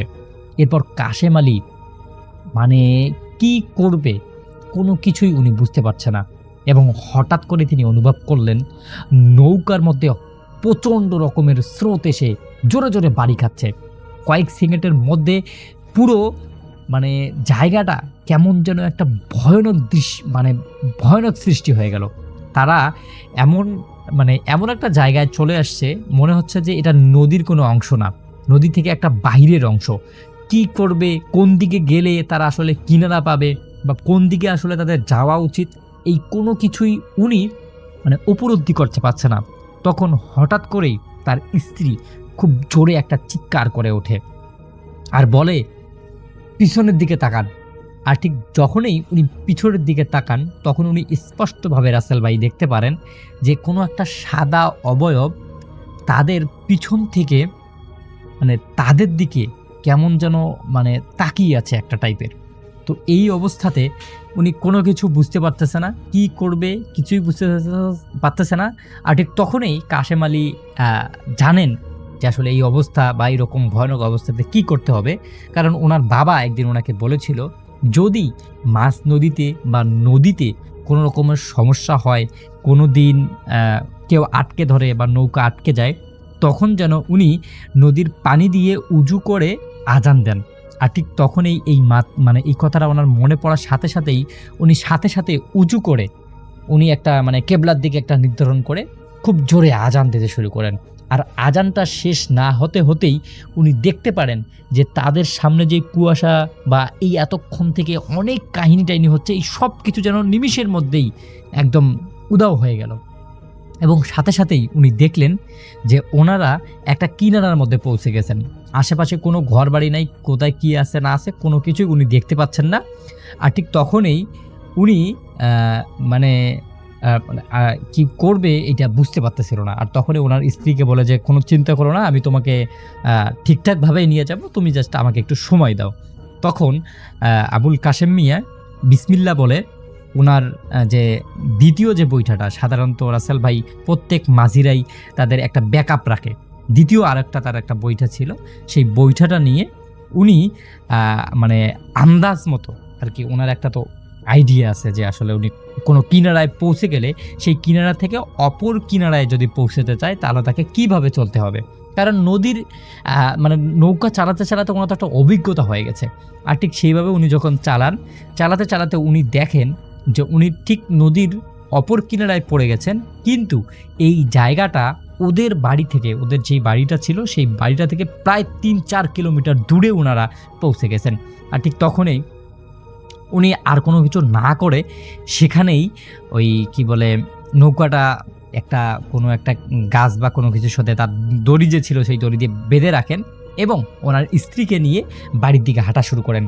বালু রাসেল ভাই জানেন সবসময় যে নদীর চড়ে সাইডে সাধারণত বালুই বেশি হয়, বালু দিয়ে হাঁটতেছেন।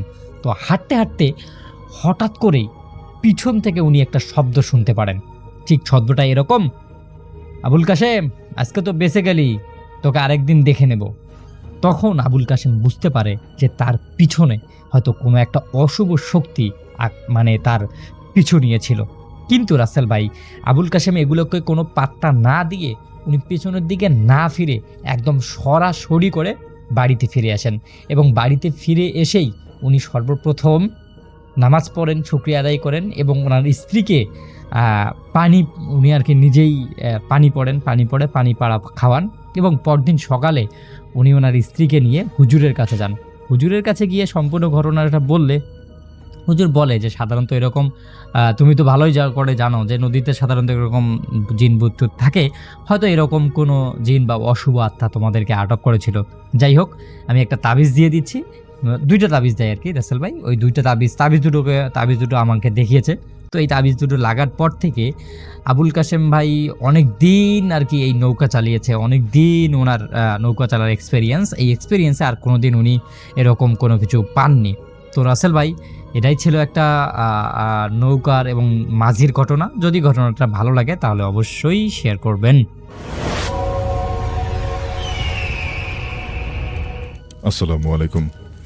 আশা করি মহান আল্লাহর রহমতে অনেক ভালো আছেন। ভাই আমি মিরপুর থেকে বলছি। আমি সরাসরি আমার সাথে ঘটে যাওয়া সেই অদ্ভুত এই ঘটনার দিকে চলে যাচ্ছি। আমরা ভ্রমণ করতে গিয়েছিলাম সিলেটে। তো সেখানকার একটা রিসোর্টে আমরা গিয়ে খুব ভয়ঙ্কর কিছু ঘটনার সম্মুখীন হয়েছিলাম। সেই রিসোর্টে প্রথম রাতে আমার সাথে একটা ভয়ানক ঘটনা ঘটে যায়। রাতে খাওয়া দাওয়া শেষ করে আমরা ঘুমোতে চলে গেলাম, কিন্তু তারপর আমার খুব পানির পিপাসা পেল। তাদের একটাই পানি রাখার জন্য আলাদা স্পেস ছিল, যেটা রুমের একটু দূরে ড্রয়িং রুমের ভেতরে।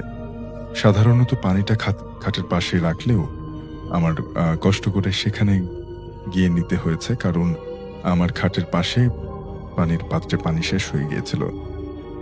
তো আমি সেখানে গিয়ে পানিটা গ্লাসে নেওয়ার সাথে সাথে কেন জানি আমার মনে হলো আমার পেছনে এসে কেউ দাঁড়ালো। আমি ঘুরে তাকাতে না তাকাতেই সে চলে গেল ড্রয়িং রুমে।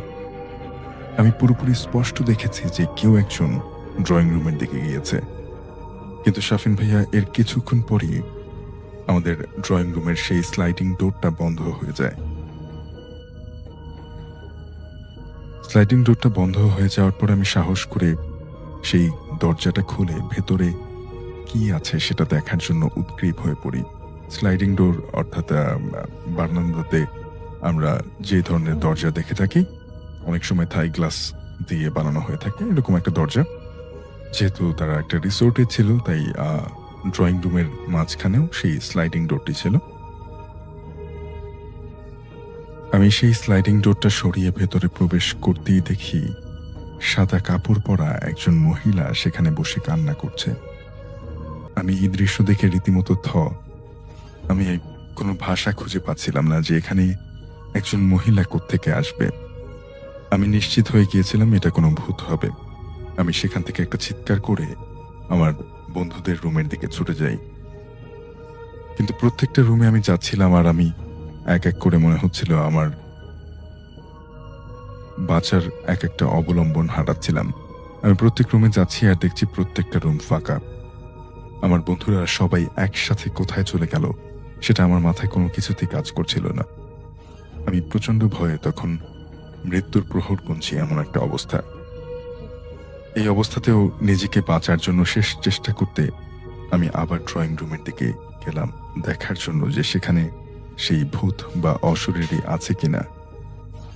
আমি কাঁপতে কাঁপতে আবারও দরজাটা সরিয়ে দেখলাম সেই মহিলাটির চোখগুলো জল জল করছিল। এবার রক্ত ঝরছিল তার শরীর থেকে এবং তার দাঁতগুলো বড় করে সে আমার দিকে তাকিয়ে। আমি যখন দৌড়ে সেখান থেকে পালাতে যাচ্ছিলাম তখন সে বলল, আজকে তোর দিন না, আজকে আমার দিন, আমার হাত থেকে আজকে তুই বাঁচবি না। অনেক কষ্ট করে আমি কোনো রকম বের হয়ে এসে আমার রুমে দেখি আমার রুমের বাথরুমের লাইটটা জ্বালানো এবং কলটাও খোলা। আমি দরজা বন্ধ করে লাইট বাথরুমের দিকে গেলে আবার দেখলাম যে সে চলে এসেছে আমার রুমে। আমি সেখানে আমার বন্ধুদেরকে নাম ধরে চিৎকার করে ডাকতে লাগলাম, কিন্তু আজব বিষয় তারা কেউ কোথাও থেকে সাড়া দিচ্ছিল না। আমি তখন ভাবছিলাম যে আসলেই কি আমি অন্য কোথাও চলে এসেছি, আমি কি এখানেই মরে যাব। আমি এত চিন্তা ভাবনার মধ্যে কোন দরজা দিয়ে বের হব সেই দরজাটাও ভুলে গিয়েছিলাম প্রায়। তখন সে বলল, অর্থাৎ সেই ভূতটা আমার দিকে তাকিয়ে বলল, তুই দরজা খুঁজে পাবি না, তোর বন্ধুদেরকেও খুঁজে পাবি না, আজকে তোর শেষ দিন। সে বারবার একই কথা বলতে লাগলো, আজকে তোর শেষ দিন। আমি তখন চিৎকার করে লা ইলাহা ইল্লাল্লাহু মুহাম্মাদুর রাসূলুল্লাহ পড়তে পড়তে শুরু করলাম। আমি অনেকক্ষণ লা ইলাহা ইল্লাল্লাহু মুহাম্মাদুর রাসূলুল্লাহ এবং সূরা ইখলাস পড়ে দেয়ালের দিকে আঘাত করছিলাম। এভাবে করতে করতে আমি হঠাৎ মনে হলো দরজাটা খুঁজে পেলাম। আমি দ্রুততার সাথে সেই দরজাটা থেকে বের হয়ে রিসোর্ট থেকেই বেরিয়ে পড়লাম। কোনো রকমে আমি সেই যাত্রায় বেঁচে যাই। পরবর্তীতে আমার বন্ধুদেরকেও পেলাম সেই দরজার বাইরে, অর্থাৎ রিসোর্টের বাইরে। পরে আমরা তখনই সেই রিসোর্টের দ্বাররক্ষীর কাছে যাই এবং সেখানে গিয়ে তাকে জিজ্ঞেস করি যে এসব কি হচ্ছে, আমরা কি দেখলাম। তখন সে জানায় যে এই রিসোর্টে 2 বছর আগে একটা আত্মহত্যার ঘটনা ঘটেছিল, কিন্তু তারা বুঝতে পারেনি যে রিসোর্টটা পুনরায় খোলা হলে এই ধরনের ঘটনা ঘটবে। তাই তাদের প্রথম কাস্টমার হিসেবে এই ঘটনার সম্মুখীন হওয়ার পরপরই তারা আবার সম্পূর্ণরূপে রিসোর্টটা বন্ধ করে দেয় এবং সেটা ভেঙে দেওয়ার সিদ্ধান্ত গ্রহণ করে। তো এখন চলে যাচ্ছি স্বর্ণালীর কাহিনী। 2004-5 সালের দিকের ঘটনা এবং স্বর্ণালী তখন তিনি এবং তার স্বামী থাকতেন চাকরির সূত্রে বাংলাদেশের কোন একটা পাহাড়ি অঞ্চলে। এবং আমি স্পষ্টতে, তিনি লিখেছেন, সব জায়গার নাম লিখেছেন, সবকিছু লিখেছেন, আমি স্পষ্টতই সেখানকার নামটা উল্লেখ করতে চাচ্ছি না। খুবই প্রসিদ্ধ পাহাড়ি এলাকা, মানে আমাদের দেশে যেসব পাহাড়ি অঞ্চল আছে সেগুলোর কোনো একটা জায়গা। এবং তারা, ওনার হাজবেন্ড তখন একজন সরকারি কর্মকর্তা ছিলেন এবং কোন ডিপার্টমেন্টে ছিলেন সেটা আমি বলবো না, এটা কাহিনীর সঙ্গত কারণে এটাও আমি গোপন করে যাচ্ছি। তো তিনি একজন সরকারি কর্মকর্তা ছিলেন, তো তারা সেখানে থাকতেন। এবং সেই সময় স্বর্ণালী হাজবেন্ডের পোস্টিং ছিল পাহাড়ি কোনো একটা জায়গায়, এবং যে জায়গায় ছিল সে জায়গায় একটা খুব সাজানো গোছানো হাউজিং এর মাঝে, এবং হাউজিং এর মাঝে সে জায়গায় খুব সুন্দর করে সাজানো এবং সব রকমের ফ্যাসিলিটিস সেখানে আছে, এবং মানে খুব সুন্দর করে সবকিছু সাজানো গোছানো। তবে সেই জায়গার একটা ব্যাপার হচ্ছে, তখনকার সময় পাহাড়ে ইলেকট্রিসিটি থাকতো না, সন্ধ্যার পরে প্রায় ইলেকট্রিসিটি চলে যেত এবং বেশ লম্বা সময় থাকতো না, আর মোবাইল নেটওয়ার্কও ছিল না। তো এরকম একটা পরিবেশ, এবং রাত 8টার পরে ওই রাস্তাগুলোতে গাড়ি ঘোড়া চলা নিষেধ ছিল। তো সুতরাং দেখা যেত গাড়ি ঘোড়া কন্ট্রোল করা হতো, সবকিছু বন্ধ হয়ে যেত, এলাকাটা থমথমে একটা পরিবেশ বিরাজ করতো সেখানে।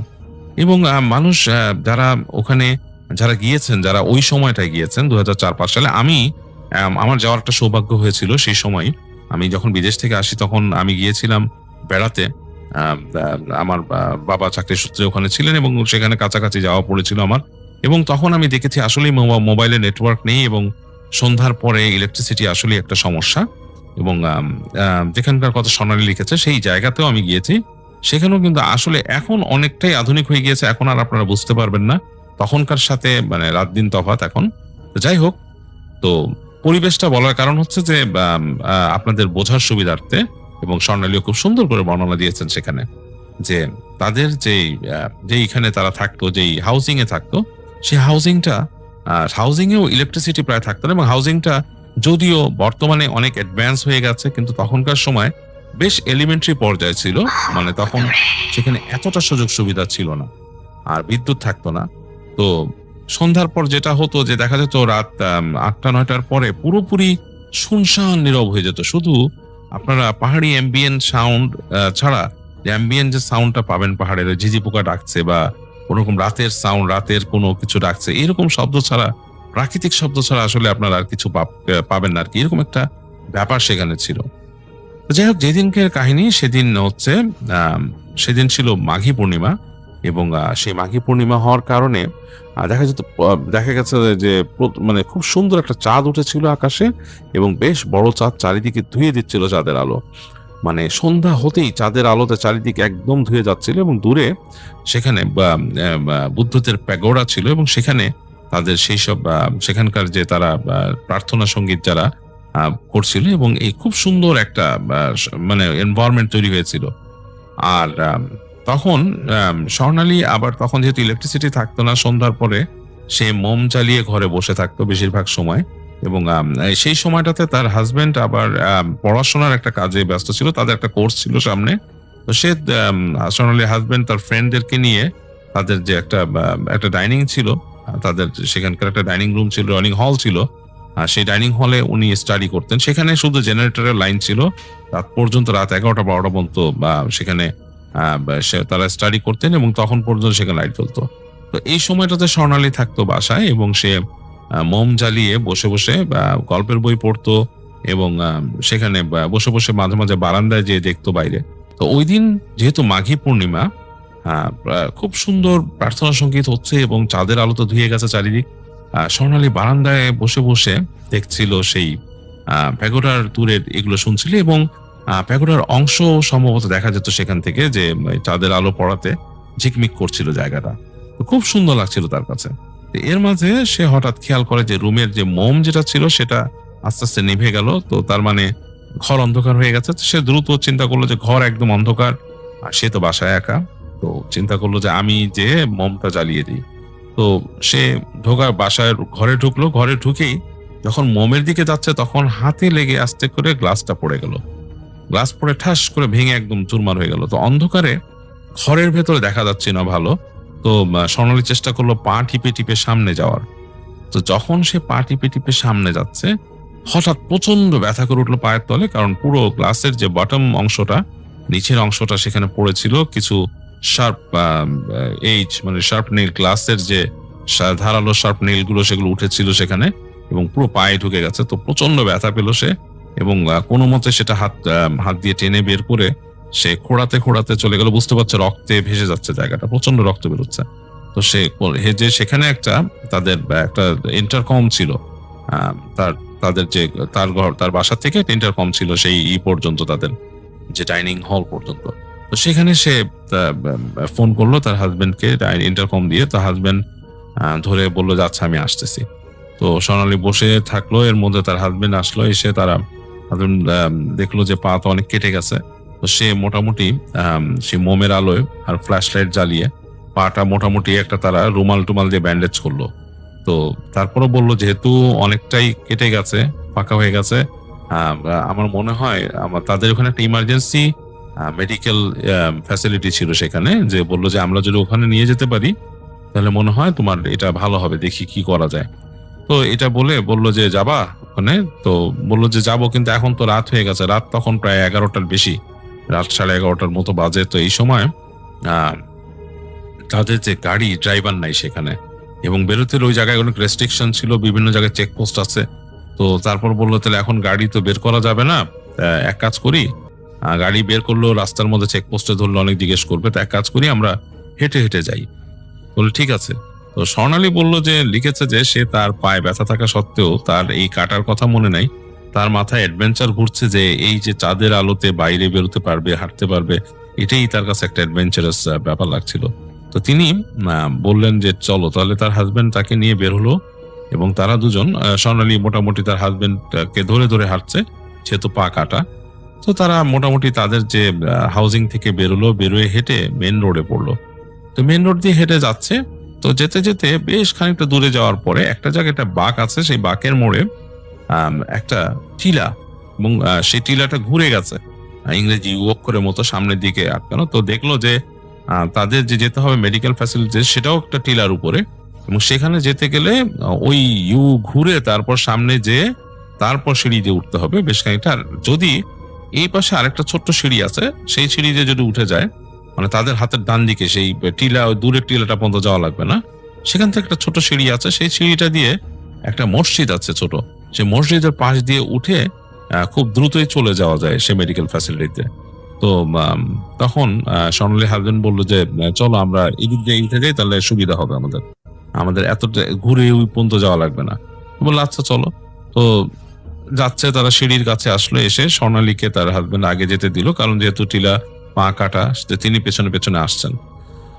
তো উঠে আসছেন, আস্তে আস্তে উঠছেন, এবং রাতের পরিবেশটা অসাধারণ লাগছে। স্বর্ণালী লিখেছে যে যেহেতু আকাশে চাঁদ ছিল এবং পূর্ণিমার চাঁদ আলোতে ভেসে যাচ্ছে চারিদিক, সবকিছু স্পষ্ট দেখা যাচ্ছে, মানে হচ্ছে যে ফিনিক ফোটা জ্যোৎস্না যেটাকে বলে, যে চারিপাশে একদম স্পষ্ট সবকিছু দেখা যাচ্ছে, মনে হয় মাটিতে কিছু পড়ে থাকলেও দেখা যাবে, এরকম চাঁদের আলো। তো এবং পাহাড়ি চাঁদের আলো কিন্তু আরো বেশি দেখা যায়, এটা আসলে সমতলের থেকে উঁচুতে হওয়াতে বেশ বেশ ভালো, মানে ক্লিয়ারলি দেখা যায় যদি মেঘ না থাকে। তো খুব স্পষ্ট দেখা যাচ্ছে এবং খুব লাগছে, বেশ বাতাস বইছে এবং হেঁটে হেঁটে উঠছে স্বর্ণালী। তো দেখতে পাচ্ছে যে সামনে ডান দিকে মসজিদ পড়েছে, এবং আরো কিছুটা ওঠার পরে যখন মসজিদের কাছাকাছি চলে এসছে স্বর্ণালী, হঠাৎ সে ফিল করলো একটা দমকা বাতাসের মতো তার পাশ দিয়ে গেল, মানে মনে একটা হাওয়ার মতো গেল, এবং সে পরে ন্যানো সেকেন্ড বা মিলি সেকেন্ড সে খেয়াল করলো যে তার পাশ দিয়ে দমকা বাতাস গেছে, সেখানে সাদা কিছু একটা গেছে, মানে সামথিং মানে হোয়াইট কালার, মানে কিছু একটা সাদা রঙের কিছু প্যাস করেছে এবং খুব দ্রুত এবং একটা অন্যরকম একটা সুঘ্রাণ, মানে ডিফারেন্ট টাইপস অফ একটা আতরের ঘ্রাণ সাথে সেই বাতাসের সাথে, এবং এটা সচরাচর পাওয়া যায় না এরকম টাইপের ঘ্রাণ, মানে যে ঘ্রাণটা আমরা সচরাচর পাই না যে আতরের ঘ্রাণগুলো, সেরকম একটা ঘ্রাণ সাথে। স্বর্ণালী হঠাৎ করে একটু অবাক হয়ে গেল এবং সে মানে বুঝতে পারলো না কি গেল, পাশ থেকে বাতাস এবং সাদা কি গেল। তো সে আরো এক পা উঠেও সে পেছন ফিরে তাকালো, তাকিয়ে দেখলো তার হাজবেন্ড তার তো পেছনেই আছে এবং সে তাকিয়ে আছে অবাক হয়ে সামনের দিকে তাকিয়ে আছে। এবং তিনি স্বর্ণালীকে বললেন যে দ্রুত উপরে ওঠো, তুমি তাড়াতাড়ি উঠো, আমি আসতেছি। এবং বলেই সে লাফ দিয়ে তার পাশে চলে আসলো এবং তাকে হাত দিয়ে তার বাম হাত ধরে তাড়াতাড়ি তাকে টেনে নেওয়া শুরু করলো। আর মাথার কাপড়, তার যে আঁচল ছিল সেটা দিয়ে তাড়াতাড়ি তার মাথাটা ভালো মতো ঢেকে দিল, দিয়ে বললো যে মাথায় কাপড় দিয়ে হাঁটা ভালো। তাই বলে দ্রুত তাকে হেঁটে নিয়ে গেল, উঠে গেল উপরে এবং দেখলো স্বর্ণালী দেখলো তার হাজবেন্ড বেশ নার্ভাস হয়ে গেছে, বেশ নার্ভাস। সে ডানে বামে তাকাচ্ছে একটু, স্বর্ণালীও তাকালো, আশেপাশে কিচ্ছু দেখলো না। তো সে কিছু না বলে দুজন মিলে চলে গেল মেডিকেল ফ্যাসিলিটিতে, পৌঁছালো এক সময় এবং গিয়ে সেখানে তারা ট্রিটমেন্ট নিল, পা ব্যান্ডেজ করে দিল সুন্দর করে। তারা যেখানে সমস্যা ছিল এমন সুন্দর করে ব্যান্ডেজ করলো যে যেখানে তার আর কোনো ব্লিডিং ট্লিডিং হচ্ছে না, পেস্ট করে আটকায় দিল। যাই হোক, মানে মোটামুটি তার সেই উন্ডটা টেক কেয়ার করে দিল। তো তারপরে তারা দুজন সেখান থেকে বেরিয়ে আসছে। তো ওখানেও আর তিনি কোনো গাড়ির ব্যবস্থা করতে পারলেন না, চিন্তা করলেন যে হেঁটে হেঁটে আবার যাব। তবে এইবার স্বর্ণালী হাজবেন্ড স্বর্ণালীকে বললো যে আমরা এইবার আর ওই মসজিদের ওই রাস্তাটা দিয়ে যাব না। স্বর্ণালী বললো কেন? বলে না, আমরা এদিক দিয়ে ঘুরে যাব। তো আর কিছু বললো না সে। তো নেমে হেঁটে আসছে দুইজন, মোটামুটি চলে এসছে সেই টিলাটা পার হয়ে সামনে। তো রাস্তা সেরকমই অন্ধকার আছে এবং রাস্তায় তো কোনো কিছু নেই, ঝিঝি পোকার শব্দ হচ্ছে এবং বাতাস এবং চাঁদের আলো, এবং সেই মসজিদের সেই জায়গাটাও পার হয়ে আসছে। তো যখন তারা মোটামুটি কাছে এসছে তাদের যে হাউজিং এর কাছে, মেইন গেটটার কাছে, সেখানে আসতেই স্বর্ণালী বাতাসের মধ্যে হালকা একটা ঘ্রাণ পেল, সেই যে আতর শুকেছিল, সেই আতর যেটা শুকেছিল, যেটা তার নাকে লেগেছিল, সেই ঘ্রাণটা। তার হাজবেন্ড তখন তাড়াতাড়ি তাকে হাত টেনে ধরলো, ধরে দাঁড়িয়ে বললো এখানে দাঁড়াও এবং যত দোয়া দুরুদ আছে পড়া শুরু করো, যত দোয়া জানো তত পড়া শুরু করলো। সামনে যা দেখবা যে সেটা কিন্তু কোনো মানুষ না, সামনে যাকে দেখবা সে কিন্তু মানুষ না। তার হাজবেন্ড বলছে খুব মানে নার্ভাস গলায় বলছে স্বর্ণালীকে। তো স্বর্ণালী দাঁড়িয়ে গেছে, তার এই হাজবেন্ডের কথা শুনে সে প্রচন্ড ভয় পেয়েছে, সামনে কাকে দেখবে এবং মানুষ না। এবং কয়েক সেকেন্ডে সে দেখলো যে তাদের অফিসার্স, তাদের যেই গেটটা আছে, তাদের যে হাউজিং আছে, অফিসার্স হাউজিং এর সামনে যে গেটটা, সে গেটের কাছে একটা মানুষ দাঁড়িয়ে আছে, জব্বা পরা, এবং তার দাড়ি বড় বড় দাড়ি, এবং চাঁদের আলোতে দেখা যাচ্ছে দূরে। এবং তার হাইটটা হচ্ছে মানে বেশ ব্যাপক হাইট, মানে 7 ফিটের মতো হাইট হবে, এবং বেশ বড় বড় দাড়ি, সাদা সাদা দাড়ি এবং জব্বা পরা। এবং সে তাকিয়ে আছে, সামনে একটা শিমুল গাছ আছে, সে শিমুল গাছের দিকে তাকিয়ে আছে মাথা উঁচু করে। এবং এই যে তার হাইট এবং যে অবাক ব্যাপার, এটা দেখেই স্বর্ণালীর কাছে বেশ ভয় লাগলো, গায়ে কাটা দিয়ে উঠলো। সে দাঁড়িয়ে গেল, তার হাজবেন্ডও দাঁড়িয়েছে, দুজনেই দোয়া পড়ছে। এবং তার হাজবেন্ড বললো এটা কিন্তু মানুষ না, হ্যাঁ, তুমি দোয়া পড়তে থাকো, আর সামনে যে যাবা তুমি এমন ভাবে যাবা যে তুমি ভাব দেখাবা আমরা কিন্তু হাঁটবো সামনে, কিন্তু এমন ভাব দেখাবা যে তুমি দেখো নাই তাকে এবং সেও তোমাকে দেখে নাই, এরকম ভাবে হাঁটবা। আমরা আস্তে করে গেট দিয়ে ঢুকে যাব এবং সেই যে মানুষটা দাঁড়িয়েছিল বা সেই যে অবয়বটা দাঁড়িয়ে আছে, তাদের গেট থেকে একটু দূরে সেই জায়গাটাতে একটা গাছের ছায়া পড়াতে কিছুটা হালকা অন্ধকার, কিন্তু স্পষ্ট দেখা যাচ্ছে তাকে। তো দুজন হাঁটাহাঁটি করলো এবং তারা দেখলো সেই অবয়বটা। স্বর্ণালী কিন্তু এতক্ষণ তারপরও ভাবছিল 7 ফিট লম্বা কোনো মানুষ তো হতেই পারে, হয়তো হতে পারে কোনো হুজুর হতে পারে বা কোনো মানে আলেম ব্যক্তি হতে পারে, এরকম ড্রেস পরা, পাগড়ি পরা। কিন্তু তার প্রচন্ড ব্যাপার, তার এই পুরো চিন্তাটা ভয় পরিণত হলো আরো বেশি। সে যখন ভয় কেঁপে উঠলো, কারণ দেখলো যে সেই যে দাঁড়িয়ে ছিল মানুষটা, সে হঠাৎ করে সামনে এগোনো শুরু করলো রাস্তা পার হওয়া, এবং সে মাটিতে তার পা ছুটছে না, মানে ছুটছে না, সে মাটি থেকে উপরে ভেসে ভেসে যাচ্ছে, অ্যাজ ইফ সে গ্লাইড করে রাস্তা পার হয়ে যাচ্ছে, কোনো গ্লাইডারে চড়ে, এরকম একটা ব্যাপার, মানে বেশ আশ্চর্য। এবং তখন স্বর্ণালী মেন ভয়টা পেল, সে প্রচন্ড ভয় পেয়েছে, সে বুঝতে পেরেছে এটা মানুষ না। তো যাই হোক, তার হাজবেন্ড এগুচ্ছিল তাকে নিয়ে, একটু একটু করে এগুচ্ছে, একটু এগুতে এগুতে তারা যখন নাকি তাদের হাউজিং এর গেটে পৌঁছেছে, তখন কিন্তু সেই যে ক্যারেক্টারটা সে রাস্তা পার হয়ে গেছে প্রায়। তো তারা যখন নাকি জাস্ট গেট দিয়ে ঢুকছে, তখন পেছনে একটা গুরু গম্ভীর কণ্ঠে শব্দ শুনলো স্বর্ণালী, আসসালামু আলাইকুম। এই শব্দটা শুনে স্বর্ণালী কেঁপে উঠলো। যখন সালাম শুনেছে কেঁপে উঠলো, এবং একটা ভদ্রতার নিয়ম হচ্ছে সালাম দিলে মানুষ তার উত্তর দিতে হবে, এটাই হচ্ছে সালামের নিয়ম। কিন্তু এতটাই ভয় পেয়েছিল স্বর্ণালী যে সে উত্তর দেওয়ার কথা চিন্তাও করতে পারলো না, এবং তার হাজবেন্ডও তিনিও নার্ভাস হয়ে গেছিলেন। তিনি কোনো উত্তর না দিয়ে তিনি প্রায় ধাক্কা দিয়ে মানে ঠেলে ঢুকিয়ে দিলেন স্বর্ণালীকে ভেতরে, এবং তিনিও ঢুকে গেলেন ভিতরে। তারা কোনো কথা না বলে হেঁটে সরাসরি তাদের নিজের যে অ্যাপার্টমেন্ট সেটার দিকে চলে গেলেন। দোয়া পড়ছিলেন দুজনই, এবং ঘরে ঢুকে দুজনই মানে হাঁপ ছাড়লেন এবং চিন্তা করলেন যে কি হয়েছিল আসলে, ব্যাপারটা কি। তো অনেক কিছু অনেক রকমের কথা হলো দুজনের মাঝে। তো স্বর্ণালী তখন একটু ধাতস্থ হয়ে বলল তার হাজবেন্ডকে, আচ্ছা এটাতে এমন হতে পারে আসলেই কোনো ব্যক্তি, ধর্মীয় ধার্মিক ব্যক্তি বা কোন রকম আলেম বা হুজুর যিনি নাকি আসলে মসজিদে আসেন বা কিছু, হয়তোবা তিনি রাস্তা দিয়ে যাচ্ছিলেন বা তিনি কোনো মুসাফির। তখন তার হাজবেন্ড বললো যে তুমি কি তার চলা দেখো না, যে বাতাসে ভেসে গেল এখান দিয়ে, মানুষ কিভাবে বাতাসে ভেসে যায়। আর সবচেয়ে বড় কথা, আমি কি দেখছিলাম জানো, যখন সিঁড়ি দিয়ে উঠতেছিলাম দুজন, তখন স্বর্ণী বললো যে কি দেখছো তুমি? বলে যে আমি দেখলাম যে মসজিদের দেয়াল ভেদ করে একটা সাদা মূর্তি বেরোলো, এবং আমি এই কারণে তোমাকে বলছি পরবর্তীতে যে সামনে যাকে দেখবা সে কিন্তু মানুষ না, আমি তাকে মসজিদের দেয়াল ভেদ করে বেরোতে দেখছি। এবং এই মসজিদ তো রাত 8টার পরেই লক করে দেয়, ঈশার নামাজ শেষ হওয়ার পরেই এখানকার নিয়ম হচ্ছে যে মসজিদ লক করে দেয়, কারণ কেউ আর আসে না রাতের বেলা এবং চলাফেরা করে না, যেন মসজিদ তালা মারা থাকে রাতের বেলা। এবং মসজিদে একজনই এখানে আছে, ইমাম সাহেব আছেন, তিনি আজান দেন, তিনি মুয়াজ্জিনের কাজ করেন, তিনি নামাজ পড়ান। আর এছাড়া কিন্তু কেউ এখানে এরকম নাই। আর এমনি মুসল্লি যারা আছে তারা নর্মালি আসেন। তো আমি দেখছি দেয়াল ফুড়ে তিনি বেরোইছেন ওখান দিয়ে, এবং দেয়াল ফুড়ে বেরোয় এই পাশ দিয়ে গেছে, এবং তখনই আমি ভয় পেয়েছিলাম, তোমাকে উঠে হাত দিয়ে টেনে আমি উপরে উঠাইছি।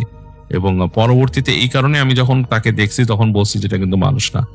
তো খুবই ভয়ঙ্কর একটা ব্যাপার, কারণ যেই তাদের যে ইটা ছিল, হাউজিংটা ছিল, সে হাউজিংটার এমন একটা লোকেশনে ছিল যে হাউজিং থেকে কিন্তু এক পাশে হচ্ছে একটা মানে হাউজিংটার থেকে একটু নিচে যে রাস্তা, মানে একটু নেমে রাস্তা, তারপরে হচ্ছে নিচে নেমে গেছে একটা খাল, মানে একটা খালের মতো আছে। এবং সেই যে ক্যারেক্টারটা সেদিন যে চলে গেল, সে কিন্তু ওই খালের মধ্যে দিয়ে চলে গেছে, রাস্তা পার হয়ে খালের দিকে চলে গেছে। মানে খুবই আশ্চর্য ব্যাপার এটা। তো তখন স্বর্ণালীরা চিন্তা করলো যে আমরা এটা একটু ভেরিফাই করি। তো ভেরিফাই করার জন্য পরের দিন সেখানে তারা গার্ডের সাথে কথা বলেছিল যে সেই সময় কে গার্ড ছিল, এবং যে সেই গার্ডের সাথে দেখা করে কথা বলছিল যে রাতের বেলা কি আপনারা কাউকে দেখছেন। গার্ড বলছে যে হ্যাঁ আমি আপনাদেরকে দেখছি, আপনারা দুজন গেছেন এখান দিয়ে, আসছেন, আর কাউকে তো দেখি নাই। খুবই আশ্চর্য ব্যাপার যে গার্ড কিন্তু কাউকে দেখেনি, গার্ডরা তাদেরকে হাঁটতে দেখছে এবং যেতে দেখছে, কিন্তু আসলে অন্য কাউকে গার্ডরা দেখে নাই সেখানে। সো এটা আরো স্পষ্ট হয়ে গেছে, যেহেতু তাদের সাথে আর কাউকে দেখে নাই, সেখানে দাঁড়ানো কাউকে দেখে নাই গার্ডরা, তার মানে হচ্ছে যে আসলে এই ব্যাপারটা অন্যরকম এবং সেটা কোনো জিনই ছিল। আর তারপরে স্বর্ণালী যেটা করে, সে একসময় পরবর্তীতে সেখানকার যে ইমাম সাহেব ওনার সাথে দেখা করেন এবং তাকে জিজ্ঞেস করেন যে ইমাম সাহেব আপনাদের মসজিদে এরকম এরকম দেখছেন। ইমাম সাহেব বলছে দেখেন এটা তো আসলে পাহাড়ি এলাকা, এখানে কিন্তু অনেক অনেক কিছু আছে, এবং পাহাড়ে কিন্তু আসলে জিনদের বসবাস এবং অনেক রকম জিন থাকে। তা আপনাদের ভাগ্য ভালো যে আপনারা রাতের বেলা আপনারা যাচ্ছিলেন এবং আপনাদের সামনে যে পড়েছিল হয়তো তিনি কোনো মুসলিম জিন ছিলেন এবং মানে যিনি নামাজ কালাম পড়েন, ধার্মিক জিন, এবং তিনি আপনাদের দেখে তাই কিছু বলেননি, তিনি হয়তো নামাজ পড়তে আসছিলেন কোনোভাবে। জিনরা কিন্তু রাতের বেলা গভীর রাতে মসজিদে এসে নামাজ পড়ে এবং নিজের মতো নামাজ পড়ে, তাহাজ্জুদ পড়ে। তো বুঝতে যে হয়তো এরকম কোনো জিনের সামনে পড়েছিলেন এবং আপনাদের কোনো ক্ষতি সে করেনি, এবং আপনাদের কিন্তু সালাম দিয়েছে, সে আপনাদের দোয়া পড়তে দেখছে এবং বুঝতে পারছে যে আপনারা ভয় পাইছেন, এবং এই কারণে কিন্তু সে আর কোনো আপনাদেরকে কোনো রকমের সমস্যা করেনি, আর সে চলে গেছে, আপনারা জাস্ট দেখছেন। এবং হয়তো অনেক সময় আছে যে তারা এমন একটা ডিমেনশনে থাকে যে অনেক সময় তাদের দেখা যায়, আবার তারা ইচ্ছা করলে নিজেদেরকে লুকিয়ে ফেলতে পারে। তো এরকমই কিছু হয়েছে আপনাদের সাথে, এরকমই কিছু দেখেছিলেন। বাবা রাতের বেলা এইভাবে চলাফেরা করবেন না, কারণ সবসময় কিন্তু ভালো জিনের সামনে পড়বেন না। তো যাই হোক, এটাই বললো তখন ইমাম সাহেব। তো স্বর্ণালী লিখেছে যে এটাই তার জীবনে দেখা একটা ঘটনা, আর এই ঘটনাটাতে সে খুব খুব মানে টাচ হয়েছিল, মানে অশরীরী কিছু প্রথম জীবনে তখন দেখেছে সে, এবং এটা তার কাছে বেশ ভয়ের ছিল। আর আসলেও এই অশরীরী ব্যাপারগুলো যারা প্রথম এক্সপিরিয়েন্স করে, কেউ কিছু দেখে, তারা কিন্তু আসলেই মানে বেশ বেশ রকম টাচড হয়। আমি জানি না মানে কয়জন এরকম দেখেছেন। আমি আমার জীবনে কিছু সময় এরকম জিনিসপত্রের সামনে পড়েছি বা দেখেছি, যেটাকে আসলে আনএক্সপ্লেইনড বলবো, বা প্রচন্ড ভীতিকর ছিল আমার জন্য। তবে প্রত্যেকটা জিনিসই ছিল অস্পষ্ট।